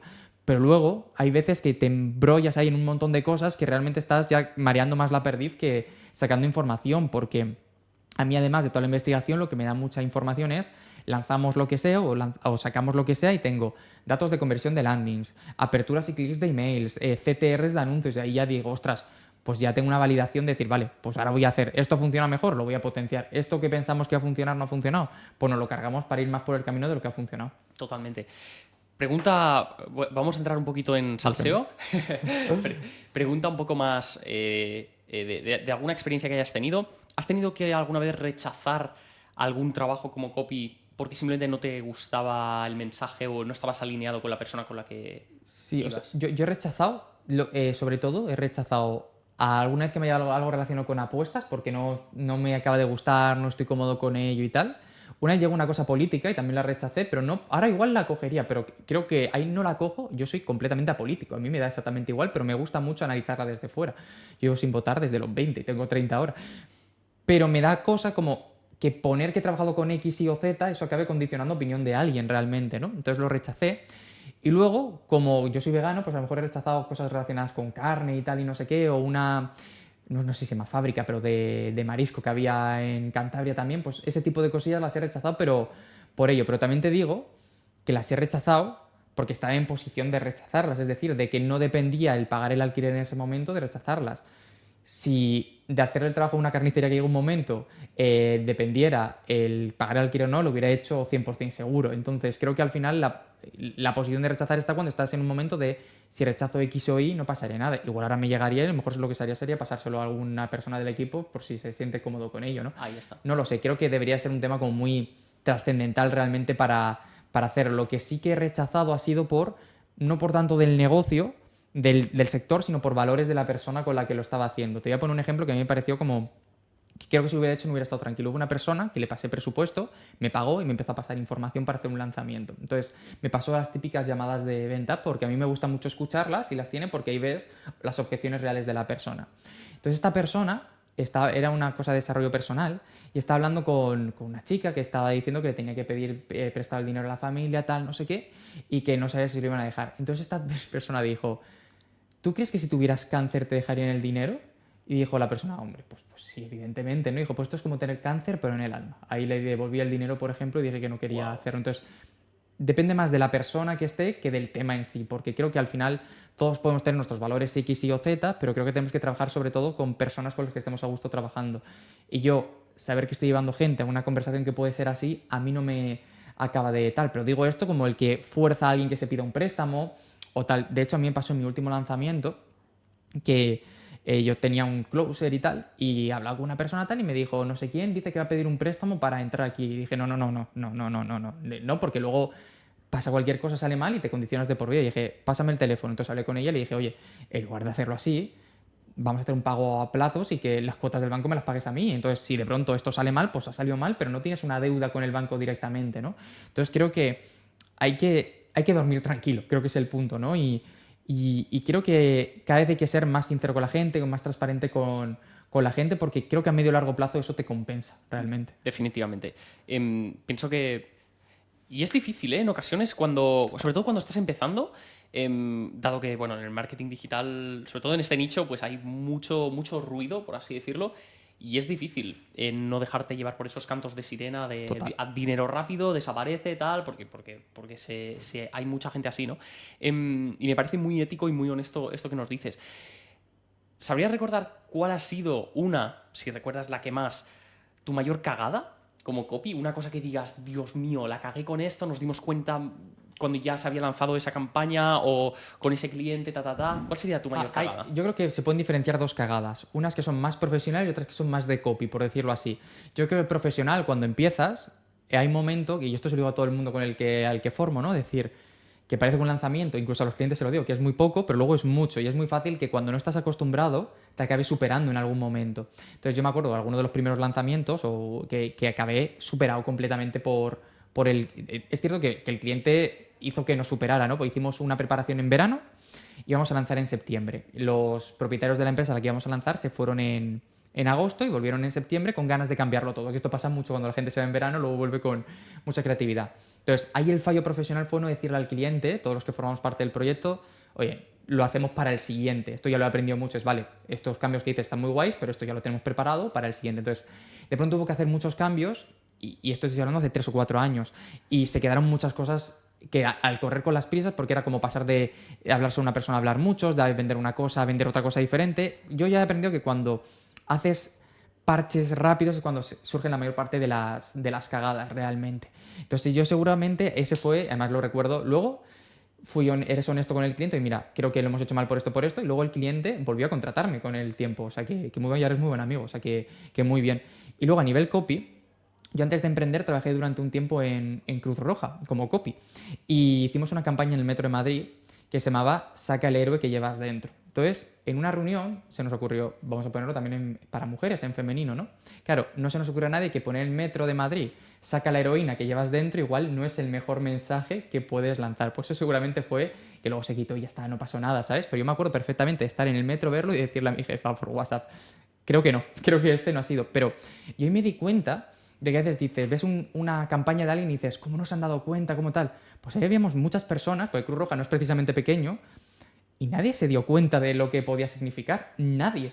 O sea, por eso digo, es que cómo han podido sacar este copy que es machista, racista, tal, no sé qué. Es que a veces estás tan metido en la parte creativa que hasta que no lo ve alguien desde fuera no te das cuenta del matiz que le está dando otra persona. Hostia, eso es curioso, ¿eh? Lo de la campaña sí. de la heroína, no veas. Claro, ¿cuántos años llevas como copy? Yo, trabajando por cuenta ajena, empecé en finales 2015, principios 2016 y como emprendedor en 2019. En 2019. A lo largo de todos estos años, es posible que sientas, si no mensualmente, semanalmente, en muchos momentos hayas sentido ese bloqueo creativo de, wow, tengo esa fecha límite donde tengo que enviar esto, pero es que no me surgen las ideas, estoy ahí trabado y no me sale, y aunque salgo a tomar el aire fresco y tal, estoy ahí trabado. ¿Te has visto en esas situaciones? Muchísimas veces. Yo creo que es lo normal, ¿no? De tanto en tanto, sobre todo porque hay un momento que yo creo que es muy peligroso para, ya no los copies, sino los que tenemos un trabajo creativo en parte, que entras en rutina muchas veces y eso acaba rompiendo creatividad. Entonces, yo creo que lo primero es siempre estar metiendo nuevas ideas en tu cabeza. Es decir, yo creo que el gran problema de cualquiera que quiera ser creativo, que quiera ser copy, es consumir solo copy, marketing o negocio. Tienes que tener otras fuentes de lo que te dé la gana, ya realmente, pero tienes que estar siempre teniendo estímulos diferentes, porque creo que eso es lo que hace también que tu mente esté activa realmente. Pero más allá de ello, yo cuando estoy más bloqueado lo que hago es me voy a ver campañas antiguas de eso, lo que he dicho antes, de Pinterest, te metes y empiezas a ver cosas, a leer tranquilamente, porque hay algo que despertará, tipo, ostras, esto que hizo no sé quién, lo podría hacer aquí, mira esta idea, tal como lo puedo replicar. Y creo que es lo que yo haría y lo que hago cuando estoy bloqueado. Y si no, también, creo que también cuando estás muy bloqueado también es síntoma de que no has hecho la investigación como debes. Es decir, hay momentos en los que al principio sobre todo que puedes sentirte más bloqueado, pero cuando llevas tanto tiempo el bloqueo no debería de pasarte porque ya tienes tablas como para tener recursos. A lo mejor no es la campaña más brillante que haces, pero sí parece una buena campaña de lo que sea. Entonces, ¿yo qué haría? Me iría a ver campañas antiguas que hayas hecho que hayan funcionado bien, me iría a ver campañas históricas que han ido bien y sobre todo me volvería a ir a la investigación para ver cómo lo podemos hacer. Porque igual leyendo solo lo que has hecho te das cuenta de, ostras, pues puedo tirar por aquí, o que no has investigado también como pensabas. Claro. ¿Cuál dirías que es uno de los principales errores que cometen los copies que están empezando, que les impiden, lógicamente, de construir un portfolio grande de clientes o de básicamente hacer despegar su carrera y vivir del copy? Vale, yo creo que hay dos cosas. Lo primero es que hay mucho copy que yo creo que entra sin saber realmente lo que es el copy, es decir, porque muchas, ahora ya no tanto, pero durante mucho tiempo se ha vendido el copy como, oye, ¿te gusta escribir? Haz esto. Y luego, claro, entras aquí y dices, vale, pero a mí me gusta escribir mis novelas, mis historias, no me gusta escribir esto que es completamente diferente. Entonces tengo la sensación de que muchas personas se sorprenden con lo que es después y eso les acaba pasando factura y acaban dejándolo rápido o simplemente no gustándole. Creo que ahí se hace una criba muy, muy grande desde el principio. Y después yo creo que son las prisas realmente. Es decir, mira, de hecho voy a ir un pasito más para atrás. Creo que si quieres ser freelance, tienes que, además de desarrollar la habilidad como copy, desarrollar la habilidad de emprendimiento, ¿no? Porque yo conozco mucho copy muy bueno que no tiene casi clientes, es porque son muy buenos en lo suyo, pero son, que se entiendan, muy malos emprendiendo de alguna manera. Y eso le acaba pasando factura en el sentido de, oye, tú tienes que captar clientes, saber cómo gestionarlos, saber cómo hacer todo este proceso de alguna manera para poder estar. Que también aquí hago una lanza a favor de, igual puedes ser copy, pero no hace falta que seas copy freelance, puedes irte a una empresa a trabajar, que yo trabajé durante años en empresas y era la persona más feliz del mundo, ¿no? Creo que esa parte de negocio falla mucho cuando quieres emprender y luego es las prisas, el querer hacerlo rápido, el no tener la paciencia, porque es normal que cuando empieces, pues tus textos no van a tener la frescura que tiene alguien que lleva mucho tiempo, ¿no? Pero porque al final acabas desarrollando pues eso, callo simplemente a la hora de hacerlo, ¿no? Para poder tenerlo. Entonces yo sería, por un lado, el por qué empiezas, luego la parte de emprendimiento y luego la parte de querer hacerlo todo muy rápido, realmente, o dar plazos a lo mejor que son muy reducidos por querer quedar bien y luego que evidentemente no te da tiempo a hacer un buen trabajo, creo que estaría por ahí. Claro. ¿Cómo a una persona que a lo mejor supongamos que ya tiene la habilidad del copy aprendida, pero solo la habilidad, el arte de la escritura persuasiva, ¿no? Y quiere captar su siguiente cliente? Si ahora Carmelo, Copymelo, fuese al principio de cuando empezó a captar clientes, ¿cómo lo harías? Hay muchas maneras, pero ¿cuál sería una que tú dirías? Venga, va, yo haría esto. Que contrate un setter, ¿no? Diría yo, no. Total. Pero aparte, yo creo que es muy buena idea que esto cuando yo empecé esto no existía realmente y creo que está muy guay, tío, porque al final tener alguien que esté generándote conversaciones que son oportunidades constantemente, creo que está ahí. De hecho, para mí, cuando hice mi último lanzamiento, di una clase que la gente me dijo, joder, es que has puesto esto tan negro que se me han quitado las ganas. Y digo, prefiero decirte la verdad a lo que no es verdad, ¿no? Y a lo que voy con esto es que para mí hay como dos vertientes. Es decir, por un lado, la de intentar ir construyéndote una marca. Creo que esto es a medio largo plazo realmente. Crear contenido, estar en eventos, compartir, tener presencia en determinados lugares. Creo que eso al final va haciendo mella y va posicionándote. Pero también creo que tienes que tener, por otro lado, la parte activa, la de generar conversaciones, hablar tú a las personas. Es decir, yo le digo a todo el mundo, intenta generar cafés virtuales con personas. Y ni siquiera te lo digo con obsesión de vender a esa persona, pero sí de empezar a hablar, de interactuar, de que esta persona igual no necesita un copy, pero igual conoce a alguien que sí, de echar un cable, de no avasallar a la gente con la sensación de quiero venderte sin más, sino tener esa tranquilidad para generar esas alianzas o esas comunicaciones que te puedan dar resultados. Yo lo que hice, que yo tuve la suerte además, y aquí siempre digo lo mismo, yo tuve la suerte de que yo empecé en 2019, pero hasta principios de 2020 compaginé todo con el trabajo por cuenta ajena que tenía. Y cuando lo dejé, llegó la pandemia, entonces de pronto hubo un boom de gente que necesitaba cosas digitales en general. Entonces yo ahí tuve mucha suerte, pero ¿qué hice yo? Como no me conocía nadie en ese momento, empecé a toda la gente que me iba siguiendo en alguna red social le enviaba un mensaje diciéndole, oye, como sé que estamos pasando un momento complicado, estoy haciendo análisis gratuitos de páginas para ver cómo te puedo echar un cable para poder hacer esto. Entonces yo se lo enviaba a la gente y mucha gente me decía, vale, pero no te voy a contratar. Y digo, bueno, me da igual, yo te lo mando exactamente igual. Pero había gente que después de ver eso te decía, oye, ¿y esto por cuánto me lo haría realmente? Y yo ahora, muchas de las ventas que tengo con clientes, porque claro, los clientes más grandes no te llegan de redes sociales, te llegan del boca a boca, de alguien que te recomienda, ¿no? Pero simplemente invitando a la gente al podcast, por ejemplo, y le cuentas tal, no sé qué, pues pues mira, pues yo haría esto, tal, no sé qué, sin ningún tipo de tal, normalmente eso a medio o largo plazo acaba en, oye, pues ahora tengo esto en mente, ¿cómo lo harías? ¿Cómo tal? Creo que siendo generoso con la gente está ahí, ¿no? Para poder tenerlo. Entonces sería, por un lado, ir teniendo una estrategia de creación de marca que a medio o largo plazo te funcione y por otro lado siendo tú activamente el que busque esas conversaciones, esos cafés virtuales, ir a eventos, hablar con gente para poder ir presentándote, creo que también acabará en resultados. Totalmente. De hecho, creo que has dicho una de las palabras que para mí son más importantes y que para mí son como la piedra angular y es la generosidad, el dar, ¿no? El dar antes que pedir y dar sin esperar nada a cambio. Y eso llevado a la práctica, me gustaría como sacar un concepto a esta conversación que escuché de Alex Hormozi, un gran empresario, que dice, de alguna manera, cuando tú das, de alguna manera estás activando esa reciprocidad de la cual hablábamos también hace unos minutos. Y la mayoría de personas que se basan en pedir a los demás sin haber dado nada a cambio. De alguna manera, cuando tú le estás pidiendo algo a alguien, estás extrayendo valor. Estás estrujando eso de alguna manera, pero si no te has preocupado de llenarlo antes de valor, lógicamente es muy difícil pedir nada a cambio, ¿no? Y otro concepto muy interesante de Alex Hormozi, que siempre comparte, es que de cara a esa marca personal que comentabas, ¿no? Esos dos pilares, el generar conversaciones y contactos y por otro lado documentar, hablar de tu marca, de lo que estás haciendo, ahí hay un concepto súper importante que es que no hay que basarnos en decirle a otras personas cómo hacer algo, sino cómo nosotros lo estamos haciendo. Eso es.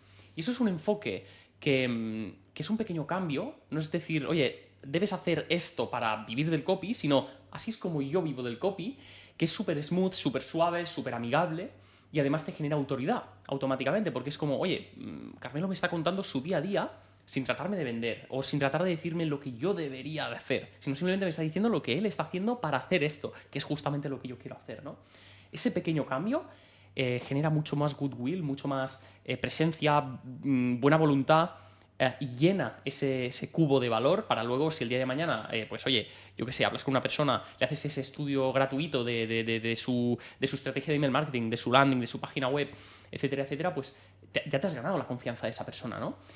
El otro día, a raíz de esto que decías, te traigo una experiencia súper interesante que me pasó. Hace 2 semanas me escribe un chico por Instagram y me dice, un chico que yo conocía, pero de haberlo visto en algún anuncio de publicidad y demás, se llama Joan. Me escribe Joan por Instagram y me dice, Tony, te he escrito este documento con algunas consideraciones, algunos cambios que yo haría en tu página web, en tu secuencia de email, utiliza lo que tú quieras de esto y lo que no, deséchalo. Y si algo de lo que te he dicho tiene sentido para ti, te dejo aquí el enlace a mi Calendly. Yo, vale. Vi el mensaje de pura casualidad, porque lógicamente supongo que a ti y también te pasa, o sea, vas allá a mensajes de ofreciéndote edición de vídeo, no sé qué. Vi el mensaje de por casualidad, pero me llamó la atención por cómo me lo había escrito. Y digo, bueno, oye, no pierdo nada por entrar a ver el Google Doc que me ha preparado. Me preparó un Google... Yo me esperaba algo... Un checklist, ¿no? Rápido y ya está. O copiar-pegar. Algo que realmente yo detectase que era un copiar-pegar. Pues, tío, cuando abrí ese documento, Carmelo, documento de 18 páginas, cada página era realmente personalizado. O sea, me había hecho un pantallazos a mi VSL, me había destripado la VSL, se había suscrito a mi newsletter, me había destripado secuencias de email, me había marcado con flechitas, oye, esto no lo digas porque va en incongruencia con aquello, tal, no sé qué. Me había analizado la marca. Estaba utilizando el sesgo de la reciprocidad que tú comentabas y me estaba, voy a decirlo con una frase, pero que se entienda bien, me estaba obligando moralmente a contactarlo.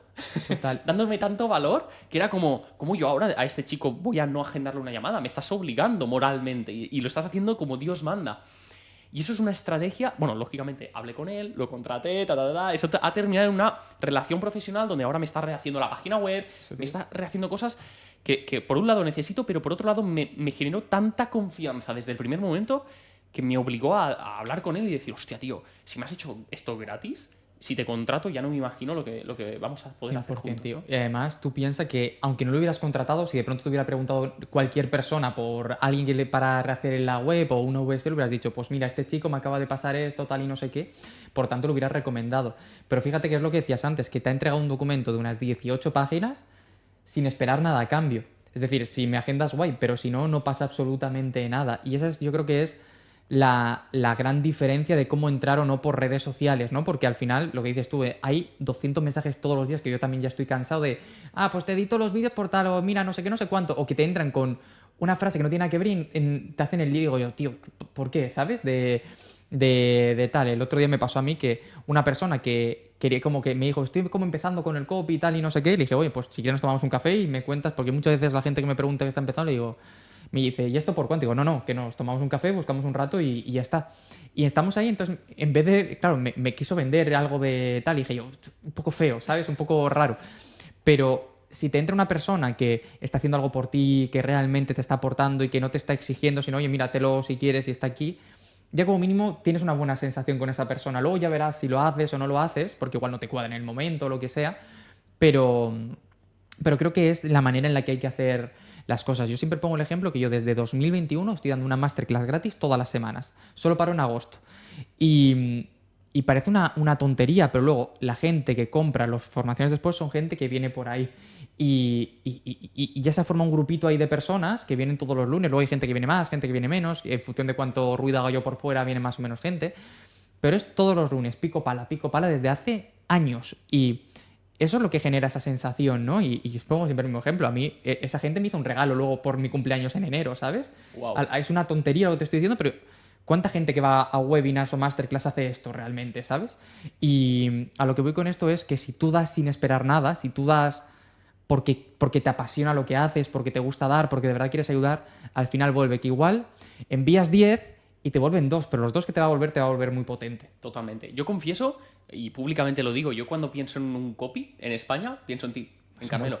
Uno, porque nos conocemos desde hace años. Dos, porque desde el primer momento en el que empezamos a hablar hemos cultivado esa relación de, oye, colegueo, hacer cafés virtuales y demás. Pero luego no hemos hecho nunca nada juntos, ¿eh? Todavía oficialmente no sé quién sabe si a partir de aquí podemos hacer algo, pero lógicamente es eso de sembrar y estar ahí, ¿no? Y es algo que para una persona que puede estar empezando no es lo que más le gustaría oír, no es el canto de sirena que más le gustaría oír, porque cuando empezamos, yo confieso, y lo he dicho siempre en muchas entrevistas, cuando yo empecé, yo hacía yo era el típico cuñado cuando yo empecé. Era el cuñado que quería hacer una página web y replicaba la página web de Russell Brunson, porque creía que si hacía la página web como él, o muy parecida, o de alguna manera un estilo similar, pues iba a conseguir grandes resultados.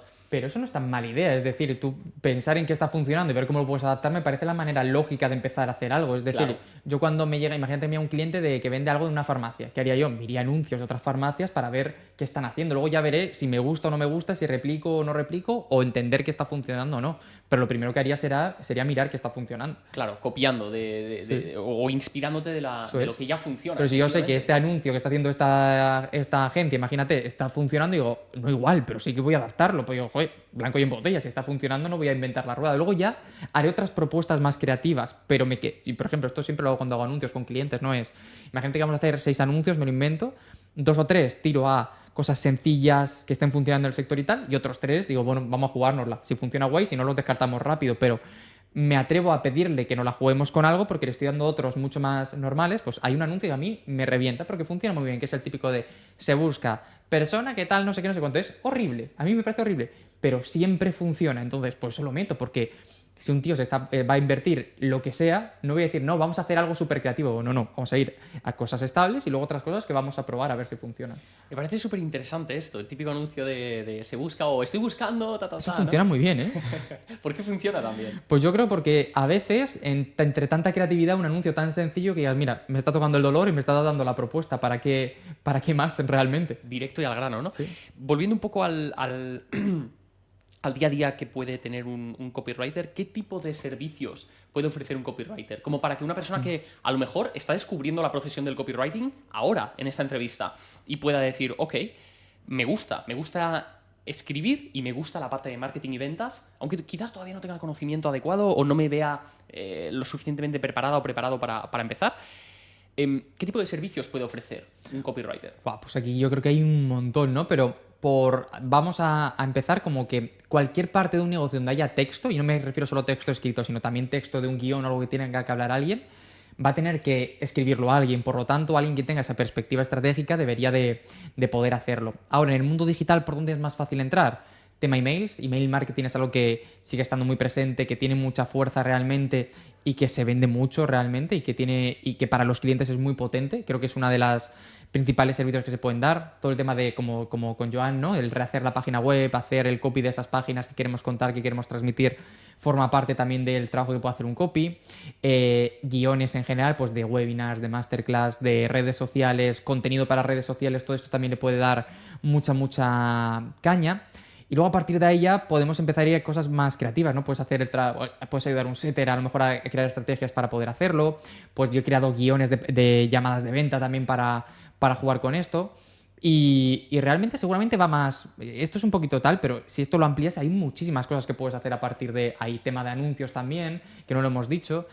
Pero todo lo que tenga texto normalmente se puede hacer. Incluso no es copy puro y duro, pero puedes redactar artículos de blog, que yo tengo algunos clientes de hace años a los que se los redacto, que es una cosa que me sigue gustando, ¿sabes? Que es una cosa mucho más tranquila, mucho más relajada, donde me concentro simplemente en aportar valor y ya está. Súper interesante. Fíjate que cuando decías el tema de anuncios, a mí particularmente ahí me das en el dolor porque una de mis estrategias de captación de clientes, te diría que la más grande, es la de anuncios, pero anuncios bastante... No sé si te salen... Yo los veo, sí. ves. Hay algunos que son un poco más de toda la vida, más directos y tal, pero otros que son un poquito más locos. Por ejemplo, tengo algunos pues donde literalmente grabo dentro de una iglesia, o sea, es una iglesia. No lo he visto, tío. No te ha salido todavía. Una iglesia, tengo otro donde me secuestran, bueno, a mí me han secuestrado ya 200 veces, siempre me salgo del secuestro, me pagan el rescate, pero son anuncios cuya idea es diferente, vamos a decir que es diferente a todo lo que hay en el mercado. Pero sí que en ocasiones me he dado cuenta que donde fallo más es en el mensaje. es en saber captar la atención en los 2-3 primeros segundos. Por ejemplo, en el anuncio de la iglesia, que sigue en circulación y a lo mejor alguien que está viendo este podcast pues lo ha visto. En ese anuncio tuvimos una cagada súper gorda, tío, y fue que en los 2-3 primeros segundos no hicimos bien el call-out, el identificar al avatar, sí, ¿no? Y nos entretenimos demasiado en el venue, en que vean que es una iglesia, y es como... Mira que estoy haciendo un anuncio creativo, ¿no? Mira, claro, cómo molo. Exacto, entonces nos perdimos demasiado allí y me di cuenta que a nivel de... La gente se acuerda, la gente que ha visto el anuncio entero se acuerda de que, hostia, este tío es el que estaba en la iglesia, se acuerdan, pero hay mucha gente que ni siquiera se llega a acordar porque no ve el anuncio, porque hace scroll de alguna manera, ¿no? Porque entonces, no se identifica, ¿no? Desde el principio dice, vale, no has hecho el anclaje de para quién es, entonces dice, va, paso. Paso porque esto no es para mí, o simplemente pues prefiero ver un anuncio donde me digan, eres empleado, Entonces me di cuenta a posteriori, tío, y veía que los costes eran altos a nivel de CTR, y dije, hostia, ¿pero por qué está fallando? Cagada que era no haber identificado bien el avatar al principio, ¿no?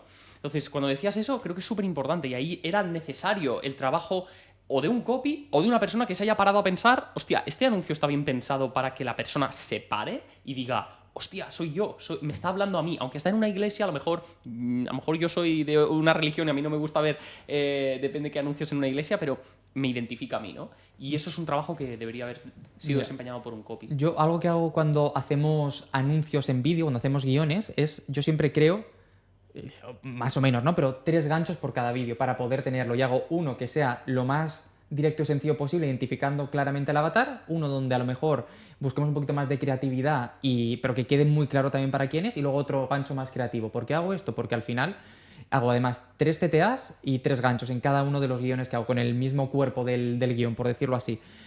¿Por qué hago esto? Porque me permite, además de con una sola idea sacar hasta 9 anuncios y luego lo combinamos, pero para poder probar, es decir, si para mí, para un anuncio lo más importante es que capte la atención en los primeros segundos, vamos a crear ya las diferentes vertientes del principio para saber cuál funciona mejor, y si uno no funciona, tener otras alternativas para poder tenerlo.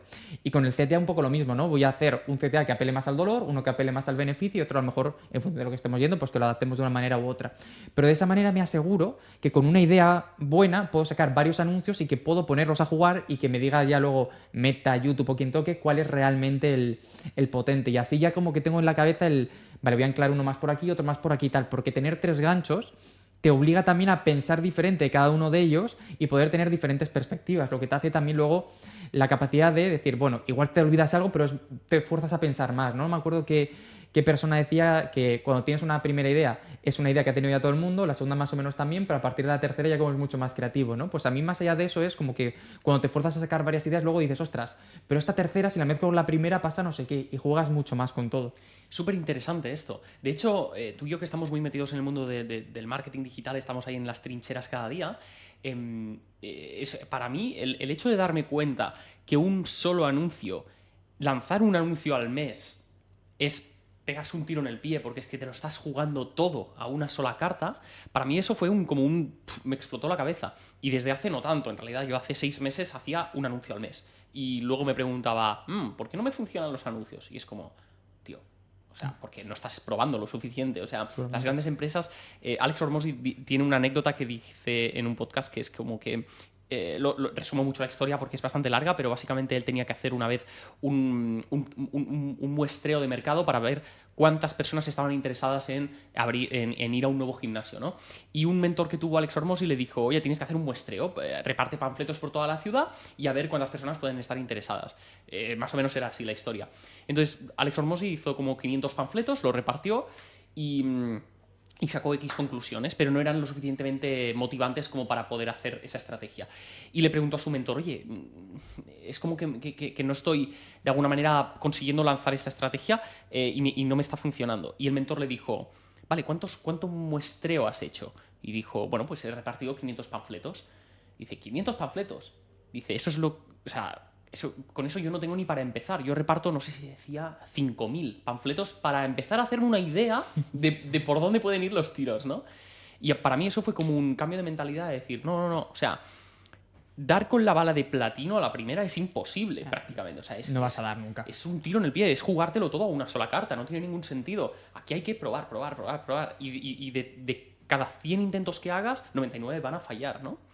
¿Cómo lo vives tú? Eso, ¿cuál es tu punto de vista? Yo, cuando hablo con los clientes siempre les digo esto, ¿no? Que al final lo que vamos a hacer con la publi sobre todo es recoger información. Ya veremos luego qué funciona mejor, qué funciona peor, pero por eso mismo planteamos diferentes ganchos o cuando es un creativo, cuando es una imagen, pues con diferentes imágenes, con diferentes colores, con diferentes tal, para ver qué funciona realmente, ¿no? Para poder testearlo y a partir de ahí sacar información. De hecho, a veces incluso es interesante que antes de ponernos a elaborar un mega anuncio súper tal, es decir, vamos a probar con algo más sencillo y vamos a ver por dónde va calando el mensaje. Y una vez ya tengamos el mensaje que vemos que funciona, vamos ya a buscar maneras más creativas de contarlo, ¿no? A la hora de hacerlo.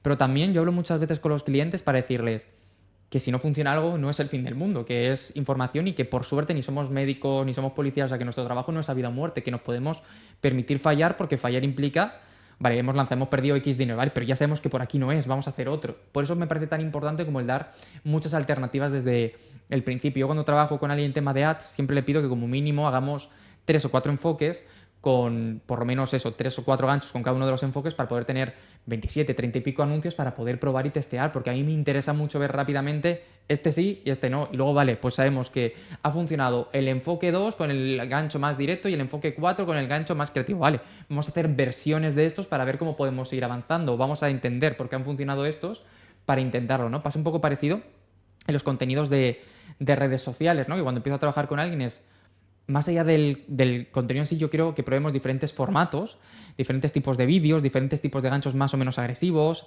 para ver realmente cuál funciona o no funciona. Y ya en la segunda tanda tendremos información suficiente para, vale, sabemos que por aquí va bien, sabemos que por aquí tal, porque a lo mejor incluso a nuestra competencia le funciona un formato, pero nosotros no somos capaces de replicarlo exactamente igual, no tenemos la misma gracia o tenemos otro potencial en otro sitio. Ahí está. Entonces hay que probar, tío. Hay que probar, totalmente.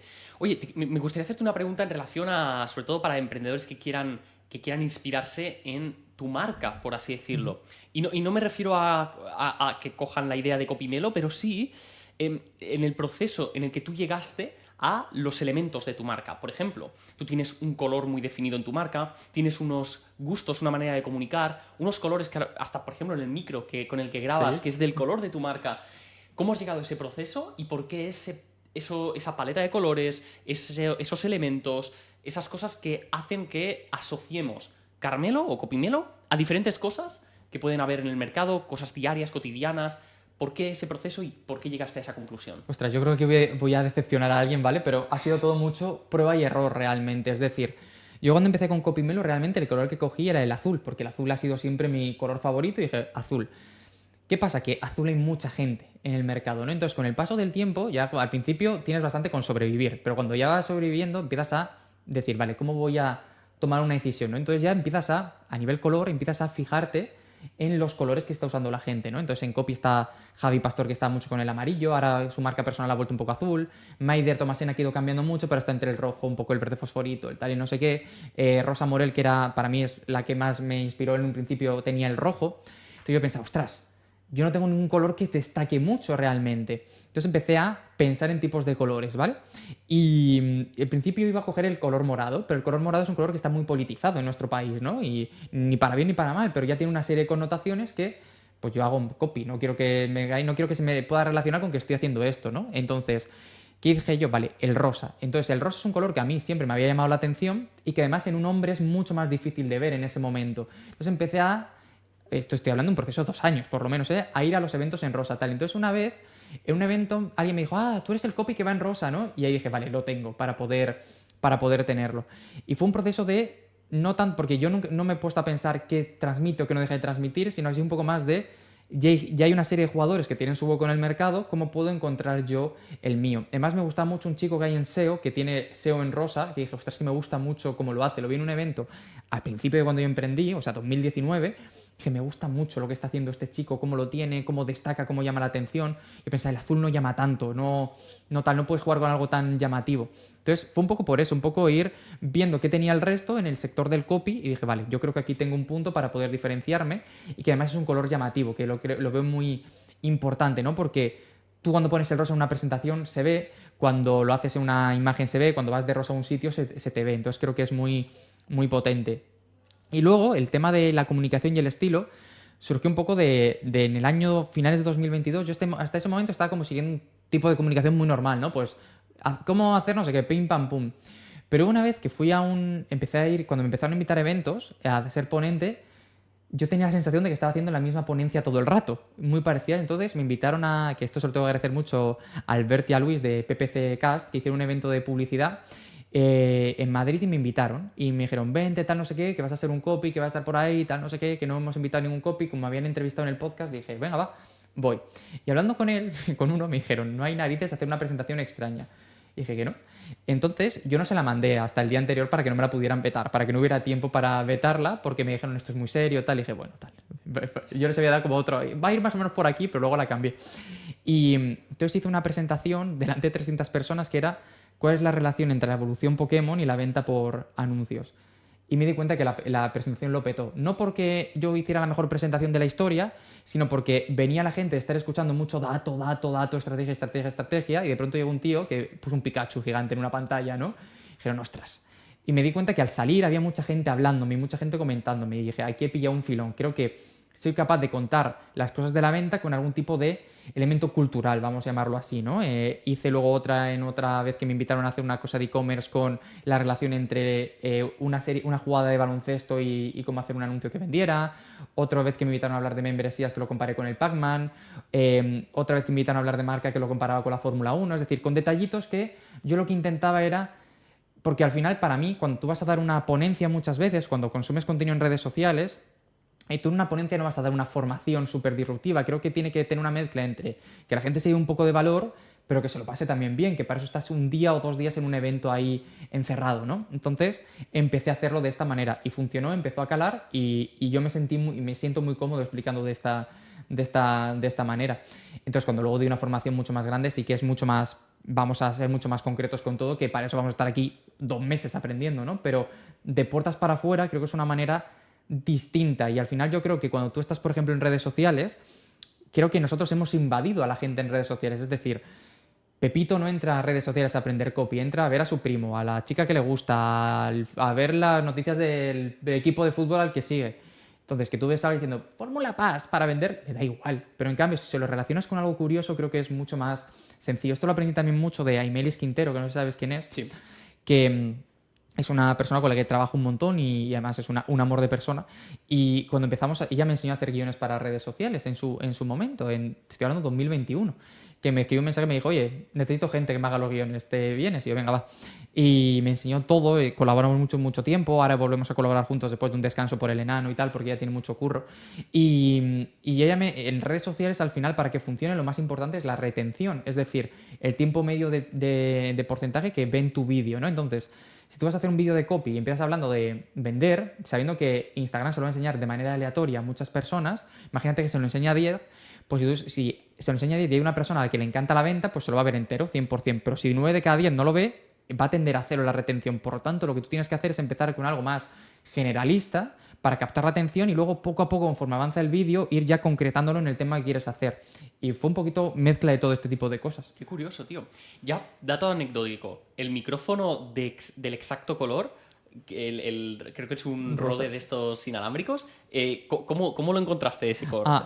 Pues yo el año pasado yo tenía uno negro como cualquier otro y cambié de iPhone a Android el año pasado, ¿vale? Yo el año pasado me desenamoré de Apple, como puedes ver. Me salió muy mal un Mac y dije, bajo lo que me cuesta un Mac me compro otro teléfono y otro ordenador potente por otro lado. Entonces fui a comprar mi mismo micrófono, pero con USB tipo C para el teléfono nuevo. Y lo habían sacado en rosa. Hostia, La qué misma curioso. versión. O sea, no tuvo mucho más misterio, Qué tío. bueno. Sí. Y dije, pues para adelante, ¿sabes? O sea Claro. que Es que guay. es un elemento potente, tío. Además, yo veo tus contenidos, me salen tus contenidos y me acuerdo de esos elementos. O sea, el micrófono, tal, el color rosa. O sea, esas cosas hacen que cuando veo un micrófono rosa, ¡pum!, me viene Carmelo. Cuando veo el color rosa, no digo siempre, pero ostras, te tengo en la cabeza, ¿no? Y eso, como profesionales digitales, nos interesa generar ese efecto, ¿no? Eso es. Por ejemplo, a mí me pasa mucho... lo he hecho de forma natural, no intencionada, pero me pasa con la palabra rockstar, que mucha gente me conoce por esa palabra, por el café, siempre estoy enseñando café, bebiendo café, pero porque es mi pasión y porque de alguna manera es lo que me encanta. Pero pienso en ocasiones que si lo hiciese de manera más estratégica o más... pues con un fin claro, a lo mejor sería como más claro todo esto, ¿no? O que ese efecto se podría dar mucho antes, ¿no? La gente que me conoce por la palabra rockstar es gente que ya lleva mucho tiempo en mi ecosistema o que se ha tragado un montón de vídeos y ha visto tal.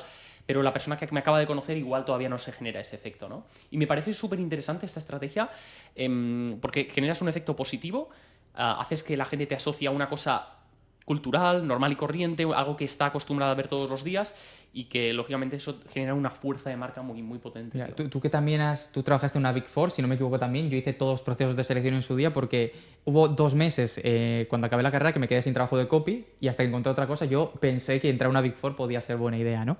Entonces yo, claro, tú ibas a un proceso de selección donde te meten con 20 personas que son exactamente iguales que tú para competir por 1 o 2 puestos, ¿no? Con los que toquen. Y yo me acuerdo que antes de ir a la última que hice yo pensaba, ¿cómo puedo diferenciarme de la gente que esté aquí, ¿no? Entonces yo me acuerdo que a esos procesos de selección en grupo me iba siempre con tirantes en vez de con cinturón, ¿no? Con el traje y me quitaba la chaqueta nada más empezar para que se me vieran los tirantes. ¿Por qué? Porque yo quería que cuando luego la gente que nos estaba viendo hablara de nosotros pudieran decir el de los tirantes, que era un elemento diferencial y que con eso se acordarán de ti, ¿no? Que es un detalle súper tonto, pero ya incluso si alguien te quiere insultar y diga, el tonto de los tirantes que hacía, ¿no? Tal. Pues con el rosa es muy, muy parecido realmente. Me di cuenta que era un color no quemado, que es muy fácil de ver, y cuando empecé a escuchar, este es un copy en rosa, hay una chica que en redes, que tiene una tienda de cosas de color rosa, entonces ya me escribió, oye, tal, digo, yo tengo ropa rosa, tal, no sé qué, y estuve hablando con ella, entonces todo ese tipo de cosas me empezaron a hacer que yo viera que iba por el buen camino, entonces pasó de ser algo, principio más anecdótico, algo que yo ya, entre comillas, fuerzo cuando voy a eventos, cuando grabo contenido, cuando tal. De hecho, cuando hice el cambio a rosa me metí en varias tiendas y arrasé con cosas rosas. O sea, arrasé con camisas de color rosa, camisetas rosas. Tengo una americana rosa también para cualquier cosa de estas, ¿no? Entonces dije, voy a hacer una compra para tenerlo y tengo en mi armario un rincón que es todo rosa, que es la parte de trabajo, y luego ropa de otro color, que es la parte de, pues de ir de incógnito, ¿no? Por Claro. decirlo así, de descansar. Totalmente. Pequeño consejo que le puedas dar a las personas, porque, ¿sabes? Yo veo tu perfil de Instagram, veo tu cuenta de TikTok, y creo que también creas contenido en otras redes sociales. ¿En YouTube también creas contenido? En YouTube subo el podcast. Vale. Y cuelgas contenido prácticamente a diario y desde hace años. Sí. Y sin embargo, eso es algo que a muchos emprendedores se les hace bola, no, se les hace una montaña. ¿Cómo es posible crear tanta cantidad de contenido? Y es contenido que si te lo paras a pensar, no es hablar por hablar, o sea, es contenido donde en cada pieza de contenido das valor, sigue una estructura, si te paras a analizar el reel, sigue una secuencia, o sea, está muy bien hecho. ¿Cómo lo haces? Lo primero es que al final yo venía de crear contenido por hobby durante muchos años, entonces cuando yo empecé como copy dije, ¿qué creo que puedo hacer yo que a otra gente le va a costar más? ¿No? El típico DAFO, por decirlo así. Dije, joder, llevo creando contenido desde 2012 por gusto, en texto, en vídeo, en audio. Creo que ya tengo la facilidad para seguir creando, ¿sabes? Y que me gusta mucho, es una parte que disfruto mucho. Y creo que esto es algo esencial, que si no te gusta es muy difícil mantener el ritmo. Entonces, creo que eso es esencial. Si no, ahora contaré cómo lo hago yo temas de contenidos con clientes para que la gente pueda hacerlo de una manera mucho más sencilla. Pero más allá de eso, yo lo que yo hago es, en lugar de pensar en de qué voy a hablar en este podcast, de qué voy a hablar tal, yo lo que tengo son neveras de contenido. Es decir, tengo una serie de pilares de contenido, de temas clave y de tanto directamente de copy, de marketing, etcétera, de negocio, como de temas externos que puedo relacionar con esto, que yo tengo unas pizarritas en Miro donde voy haciendo todos los días nevera de contenido. Pues a lo mejor hoy hago de estos 2 o 3 temas, hoy hago de tal, y lo hago por mucho gusto, también por curiosidad.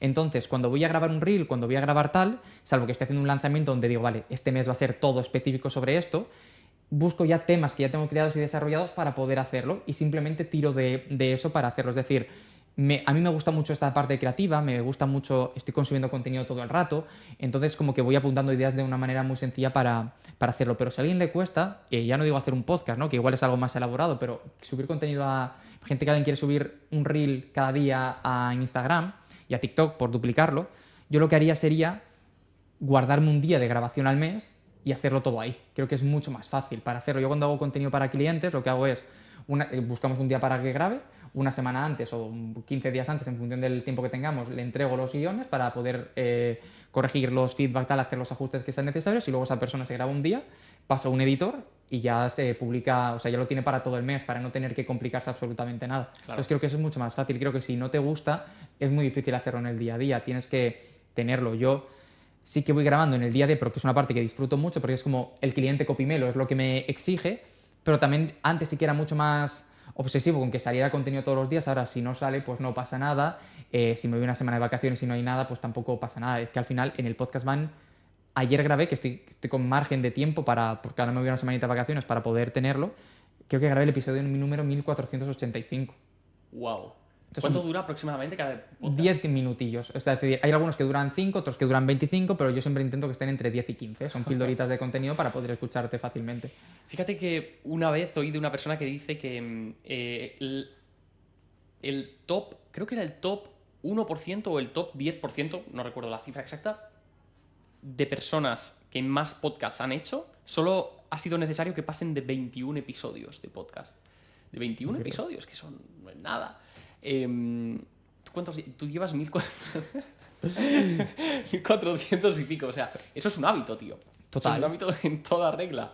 Qué bueno. Y además, que luego lo ves, porque luego cuando algún cliente te contacta y dices, oye, ¿dónde me has tal? Pues mira, escuché un podcast o no sé qué, todos los alumnos han escuchado podcast también. Es decir, el podcast tiene algo que aunque no muchas veces no tenga una conexión hiperdirecta con la venta, sí que es algo que la gente te escuche tal. Y además, es una cosa muy potente es que la gente que te escucha te suele seguir escuchando muchas veces. No es como un vídeo de YouTube que te lo quitas, al final el podcast lo sueles escuchar del tirón. Pero a lo mejor lo escuchas mientras haces deporte, mientras estás lavando los platos, mientras cualquier cosa, y es mucho más fiel realmente. Y al final, el podcast mío, más o menos, yo subo pues 6, 7 episodios a la semana, a veces son 5, a veces son 7, depende un poco de la semana. De hecho, ahora mientras venía aquí he dado cuenta que el de hoy no se ha publicado, así que lo debí programar más mal en algún momento. Pero cada episodio tiene hablando de copy específico, unas 1000 y pico visitas por día, ¿no? Entonces son unas 7000 visitas más o menos a la semana, que para mí en un podcast de copy es una cosa maravillosa, ¿sabes? Total. Entonces eso es donde más llega la gente, donde más tal, y es mi puerta de entrada para tal, porque para que la gente se haga una idea, mi universo de contenido es el podcast lo principal. Ahora estoy hablando con un chico para ver si podemos hacer una estrategia para YouTube buena, ya bien elaborada, y que me la haga él y que yo simplemente le haga caso con lo que hay que hacerlo, porque YouTube es una plataforma que a mí se me escapa mucho más.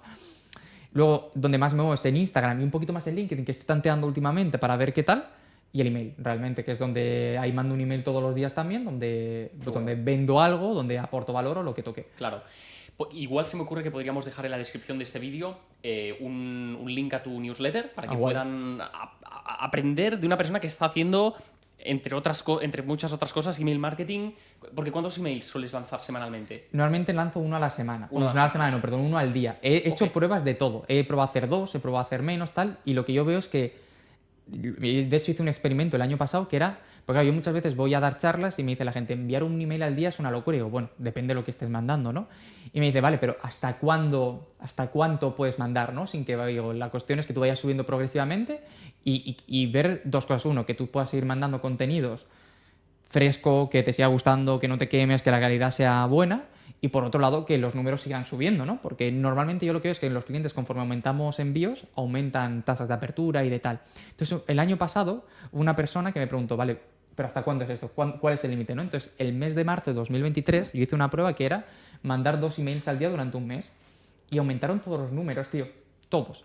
¿Qué pasó? Que claro, que llega el 20 y pico de marzo y ya no sabes de qué hablar. Estás quemadísimo, ya no sabes qué tal. Por eso no lo mantuve, pero se aumentaron. Y este mes de mayo hice la prueba con 3 esto lo preparé con mucha antelación y tal, y ahí empezaron a caer. Es decir, a la semana y pico lo quité, porque empecé a ver muchas más de suscripciones y que los números no acompañaban. Pero es hacer prueba, tío, es ver en tu sector, en ti, cómo funciona mejor realmente a la hora de tenerlo, claro, y ir experimentando. Y no creo que haya una regla de más o menos y tal, sino que cada negocio depende de una serie de cosillas. Totalmente. ¿Sabes? Yo pienso que en cuanto al email marketing, y vaya por delante que yo no soy ningún experto en eso, pero nadie se cansa de algo que le gusta. Entonces, pienso que también el volumen es clave. Yo llevo cerca de probablemente 2 años, si no más, igual hace 3, enviando 8 emails a la semana. O sea, envío uno al día y hay un día que envío 2 emails. Uno más corto, uno más largo. Y me doy cuenta de que de que si realmente das con el mensaje adecuado, le aportas valor a esa persona y no estás siempre repitiendo lo mismo, sino que vas jugando, vas añadiendo diferentes elementos y demás, es una manera de tener una conexión, un enlace con esa persona directamente.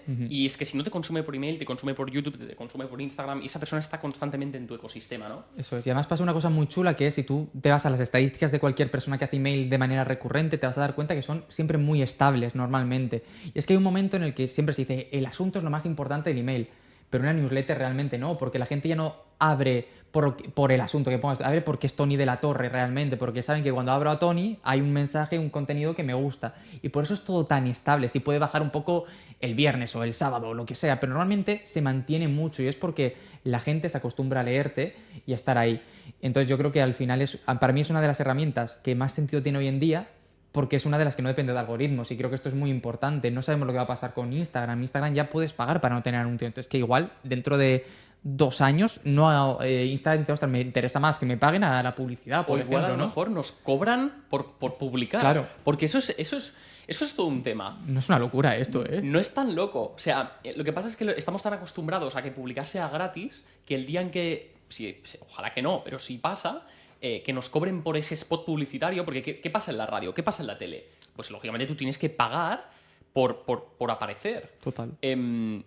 Y además pagar la producción, pagar la edición, pagar el equipo, o sea, tienes que pagar por absolutamente todo. Y a día de hoy en las redes sociales solo pagas por la producción y la edición, y en caso de que tengas un equipo, pues tengas que pagar el equipo, pero el spot es gratuito.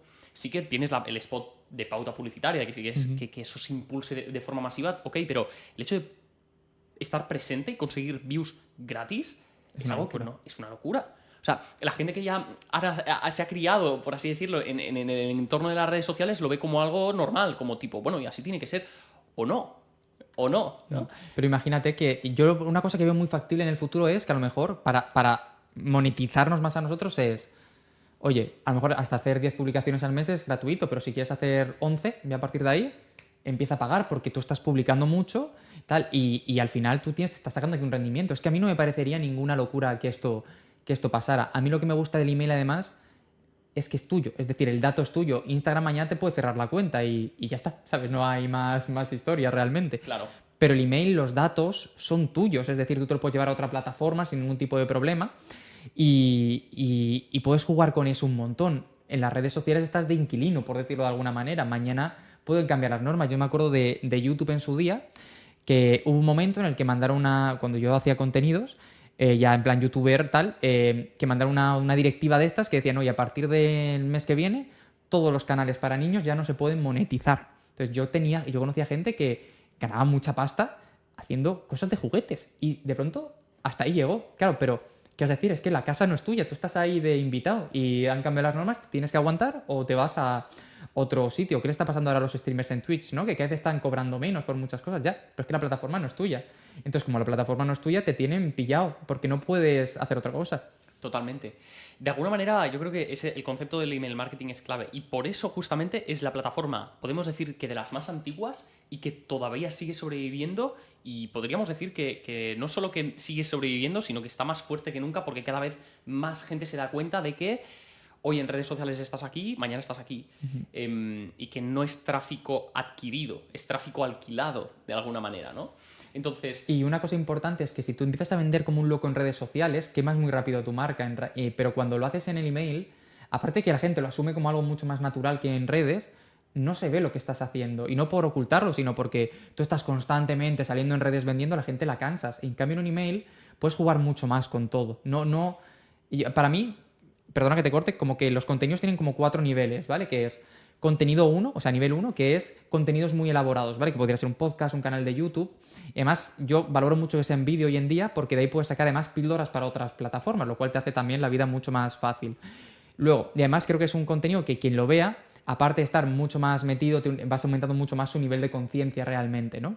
Luego está un nivel 2, que son las redes sociales, que además de tener las píldoras que puedas sacar de contenidos más grandes, puedes crear contenidos ad hoc para hacerlo. Y normalmente están buscando una mayor viralización, llegar a más gente, pero con 60 segundos, 90 segundos no vas a convencer a nadie de nada. Es más, un poco pesca de arrastre para llegar a esas personas para que entre los otros contenidos tal. Pero para mí el nivel 1 y el nivel 2 tienen el objetivo de meterte en un nivel 3, que es el nivel de el email marketing, ¿no? De estar constantemente enviando correos, tener una comunidad, ¿qué tal? Y luego una cosa que yo tanteo mucho y que creo que tú también es el nivel 4, que es ya la comunidad como tal. Un grupo en Telegram, en WhatsApp, en Discord, donde hay todavía gente más cercana para poder hacerlo. Yo siempre cuento lo mismo. Yo mi primer high ticket, que fueron 5 plazas, lo llené mandando un mensaje en mi grupo de Telegram, que era la primera vez que lo sacaba, también había mucha demanda reprimida, ¿no? Pero, hola, voy a sacar un programa para ayudar a copies a hacer negocio. Sé que por aquí hay varios que me habéis preguntado varias veces por esto. Os dejo mi enlace para hablar por WhatsApp. Si te interesa, escríbeme. Y lo llené así. No hice nada más, pero porque llevaba muchos años cultivando eso realmente. Y las otras ediciones que lo he hecho ha sido siempre gente que me había visto previamente en algún sitio, que ya estaba dentro y que tal. Por eso ahora, en el último lanzamiento, probé a hacer publicidad directamente para el lanzamiento. Pero no entró nadie de publicidad, entró gente a la base de datos. ¿Qué hago ahora? Tengo una USL activa en la cual digo, además, no te voy a vender nada, te voy a enseñar cómo captar clientes si eres copy. Y simplemente está metiendo gente en la base de datos para que vayan viendo los correos y que ahora cuando lance en septiembre o en octubre ya me hayan conocido. Qué bueno, tío. Es súper potente esto. Yo, sin ir más lejos, confieso, para que esto quede grabado, que si yo quisiese formarme como copy o aprender la habilidad del copywriting, yo sin duda te contrataría. O sea, yo sería cliente potencial tuyo. Uno, por el hecho de, lógicamente, que ya desprendes esa transparencia y esa honestidad y ese yo hago lo que enseño a hacer, o sea, pero lo hago a diario y eso para mí es ya game changer Yo creo que eso es total. clave, tío. Claro. Y dos, porque, tío, es que das mucho. O sea, estás en un montón de redes sociales y solo con que una persona te escuche por 2 horas, 3 horas, 4 horas, tiene la sensación dentro de su cabeza que ya, o sea, que ha estado contigo meses. Y eso, lógicamente, es súper necesario para la conversión, ¿no? Yo me acuerdo particularmente el año pasado, yo contraté a una persona de Estados Unidos, Josué Pena, un mentor que tuve para una cosa muy particular de negocio. Yo buscaba pues un tema de equipo muy concreto y un tema de una estrategia de shoutouts, de esto de cuentas de emprendimiento y demás, pues promocionarte ahí, ¿no? Y buscaba tutoriales en YouTube. Yo conocía a Josué Pena desde hacía bastante tiempo, pero buscaba tutoriales en YouTube sobre cómo aplicar esta estrategia concreta en un negocio. Y me salió un vídeo suyo. Y dije, mira, un vídeo de Josué donde explica esta estrategia, fenomenal. Yo no tenía pensado comprarle a Josué, pero lo veía por ahí en redes sociales, lo conocía desde hacía 4 años y demás. Vi el vídeo, era un vídeo de 30 minutos donde explicaba toda la estrategia paso a paso y daba muchísimo valor. No era un vídeo de venta, era un vídeo, como ahora se están haciendo mucho, ¿no? VSLs encubiertas en un vídeo de YouTube, podemos hablar Totalmente de esto. Pero era un vídeo donde daba tanto valor que tú, tío, o sea, me calenté tanto que compraste directamente, ¿no? le compré el 1 a 1 con él. O sea, me dejé, no sé, no me acuerdo de la cifra, pero creo que le pagué 26.000 euros o Sí, algo una así. pasta, tío. ¿Pero por qué? Porque me calentó mucho ese vídeo, llegué vendido a la llamada y él no me tuvo que decir nada ni venderme. O sea, me dijo, vale, ¿qué es lo que quieres? ¿Cómo lo quieres? ¿Cuándo te gustaría empezar? Le dije, pues... Es que eso es muy importante. Es que la Claro, gente tío. piensa que si tú das todo, la gente no te va a comprar ya. Pero es absurdo. Es decir, imagínate que a ti se te rompe algo eléctrico en casa y te pones a ver tutoriales de un electricista y dices, pero yo no me voy a poner a hacer esto, voy a llamar a este tío que parece que sabe para hacerlo. Entonces es como, es que lo van a hacer. Bueno, pues habrá algunos que lo hagan, pero los otros van a decir, hostia, este tío parece que maneja, voy a hablar con esta persona. Y yo creo que esa es la filosofía general que hay que tener, porque si yo ahora quiero contratar imagínate que yo quisiera empezar a editar los vídeos como si fuera MrBeast, por decir cualquier cosa, ¿no? Y hay vídeos del editor de MrBeast en YouTube que explica cómo lo hace tal.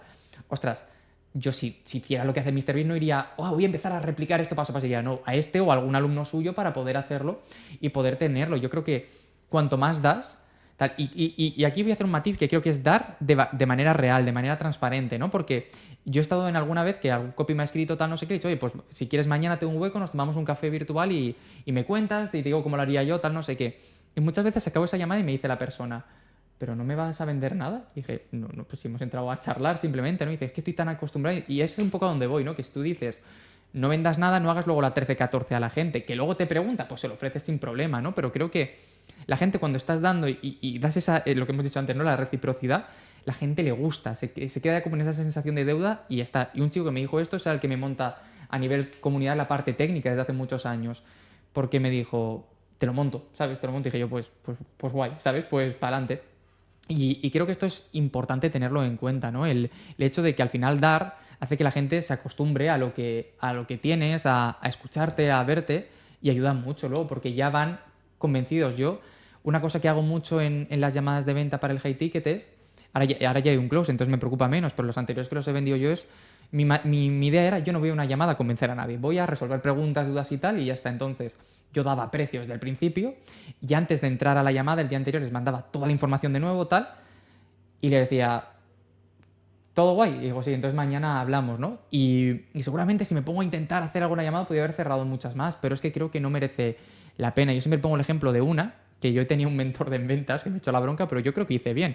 Fue una chica que empezamos a hablar y quería entrar, todo súper guay, y cuando ya estamos con Stripe delante, me dice, a ver cómo lo puedo compaginar con otra mentora de copy que tengo. Y dije yo, ostras, pero ¿cuándo has comprado? Es una persona que yo conocía. Digo, ¿cuándo la has comprado esta chica? Y me dice, hace 2 meses, pero creo que puedo con los dos. Digo, ostras, no, digo, vete con ella, acaba el programa y luego, si lo sigues necesitando, vente conmigo. Pero yo conozco a esta chica, sé que lo hace muy bien y digo, si estás a 2 cosas no va a estar en ninguna, entonces aprovéchalo. Entonces me acuerdo que me dijo el chico que yo tenía de ventas, me dijo, ¿qué haces? Y yo, pues creo que he hecho bien, ¿sabes? Porque esta chica es que si no, no iba a estar a ninguna de las dos. Y así, pues va a estar en una tal y luego pues se va a quedar con una buena sensación de lo que le he hecho, ¿no? Pero esto tiene que ser, es que incluso egoístamente yo creo que es lo mejor siempre a la hora de hacerlo. Definitivamente. Mira, una vez saco una experiencia un poco graciosa.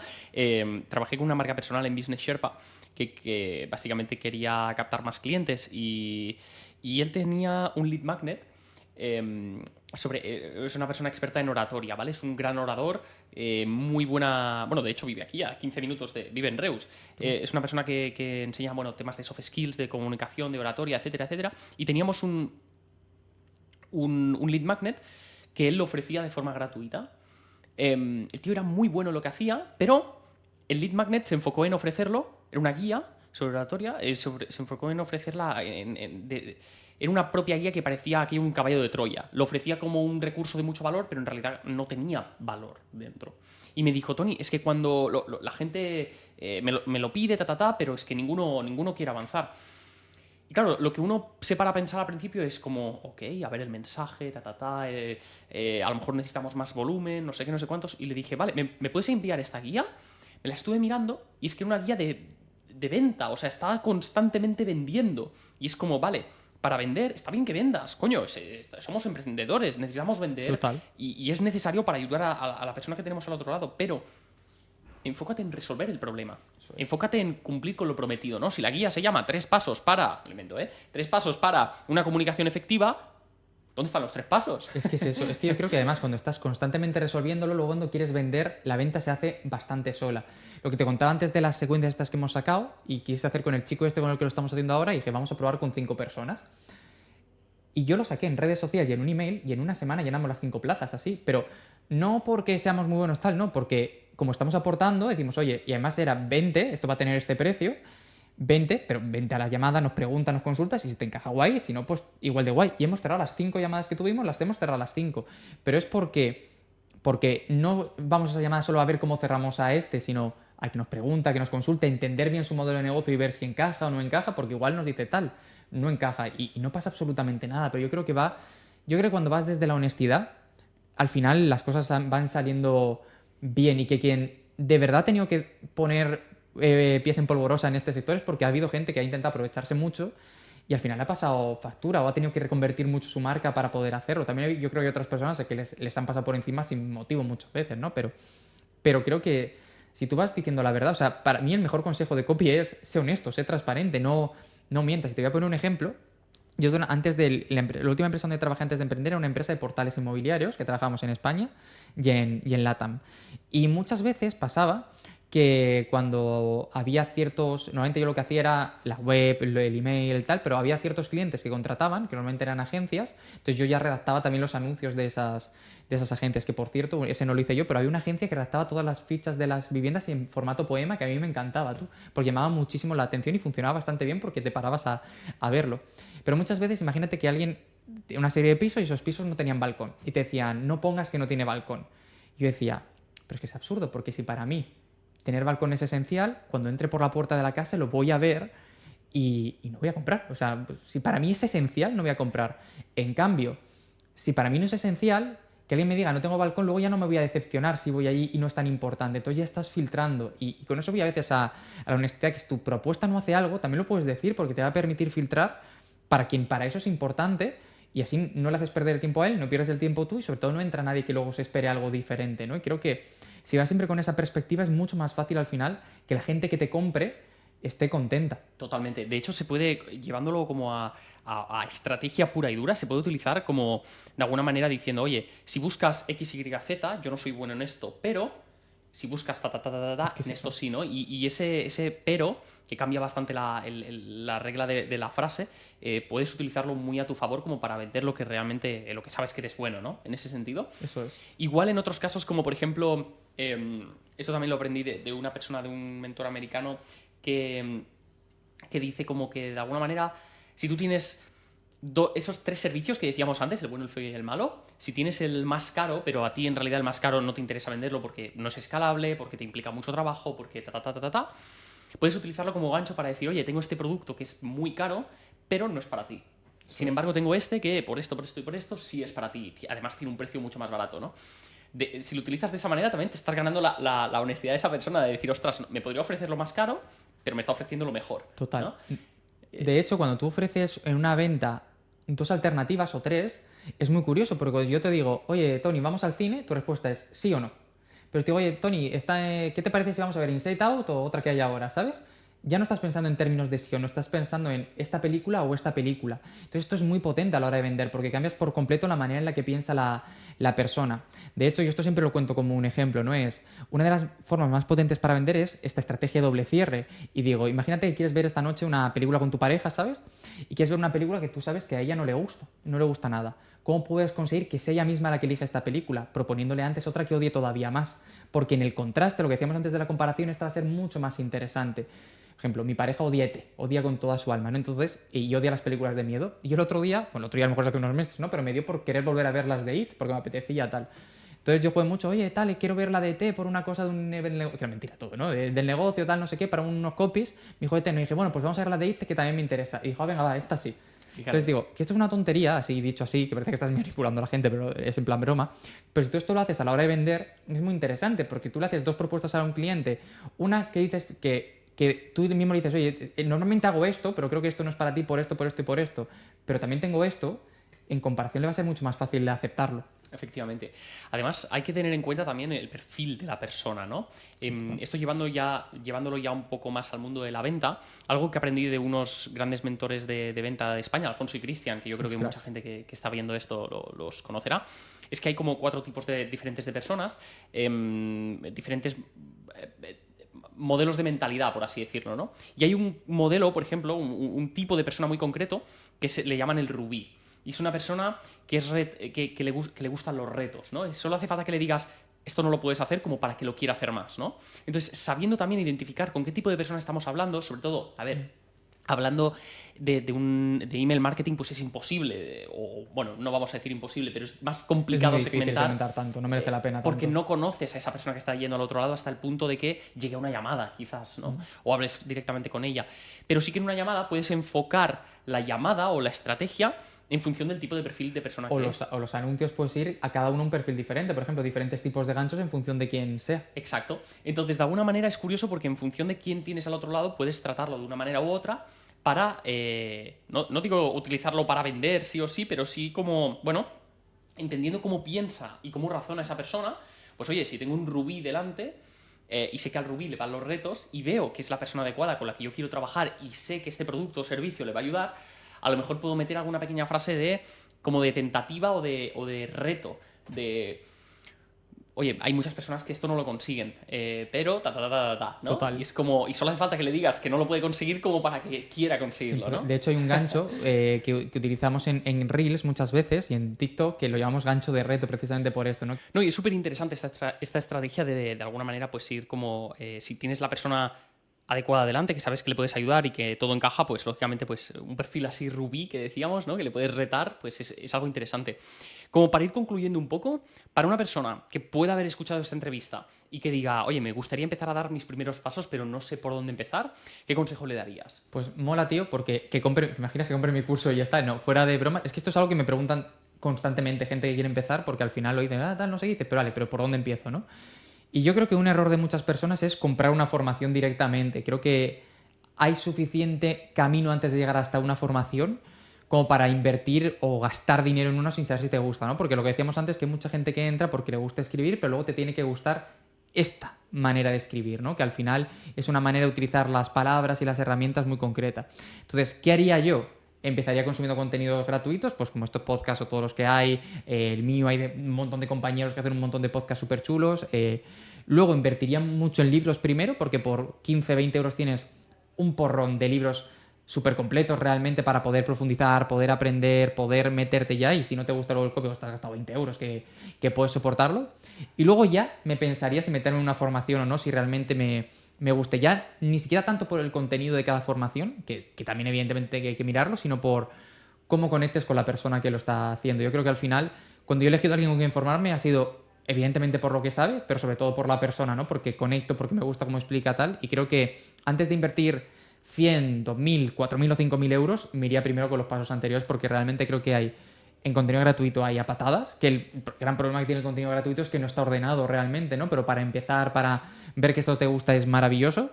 Y luego libros que hay un porrón también, tanto clásicos como más nuevos, tienes para elegir. ¿Nos podrías recomendar un libro que supongo que has leído un montón de copy, pero uno que para ti haya sido especial y que te haya ayudado a tener como unas bases bastante potentes? Pues yo si volviera a leer, que además me lo quiero volver a leer, que me lo voy a comprar ahora en digital para llevármelo ahora de vacaciones, es The Adweek Copywriting Handbook, que es de Joseph Sugarman, que murió hace unos 2 o 3 añitos, y es muy tocho, es como libro de texto del cole, por decirlo así, pero me parece que trata todos los temas y lo hace de una manera súper interesante, realmente. Es antiguo, por lo tanto, habla más de correo postal para vender que email, pero es muy parecido realmente. Entonces creo que ese sería uno.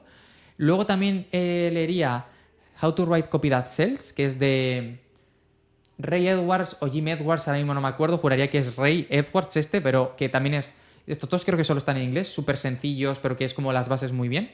Y luego en español me leería, para empezar, Storytelling Escritura Mágica, que aunque se llama Storytelling habla de copy, que es de Carlos Salas, que es de un periodista español que está muy muy bien. Y ya, aparte de los de Irra Bravo, que seguramente muchos los conocen, que están también muy bien, sobre todo porque tienen muchísimos ejemplos, lo cual los hace súper interesantes. A mí me gustan mucho los de Rosa Morel en España también. Tiene 2 o 3. Tiene uno que es de Neurocopywriting, que creo que para empezar como a entender el copy está muy bien.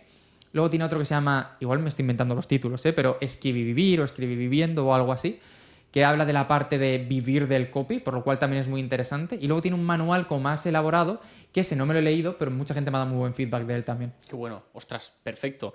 Entonces, para esas personas que dicen, oye, yo ya llevo...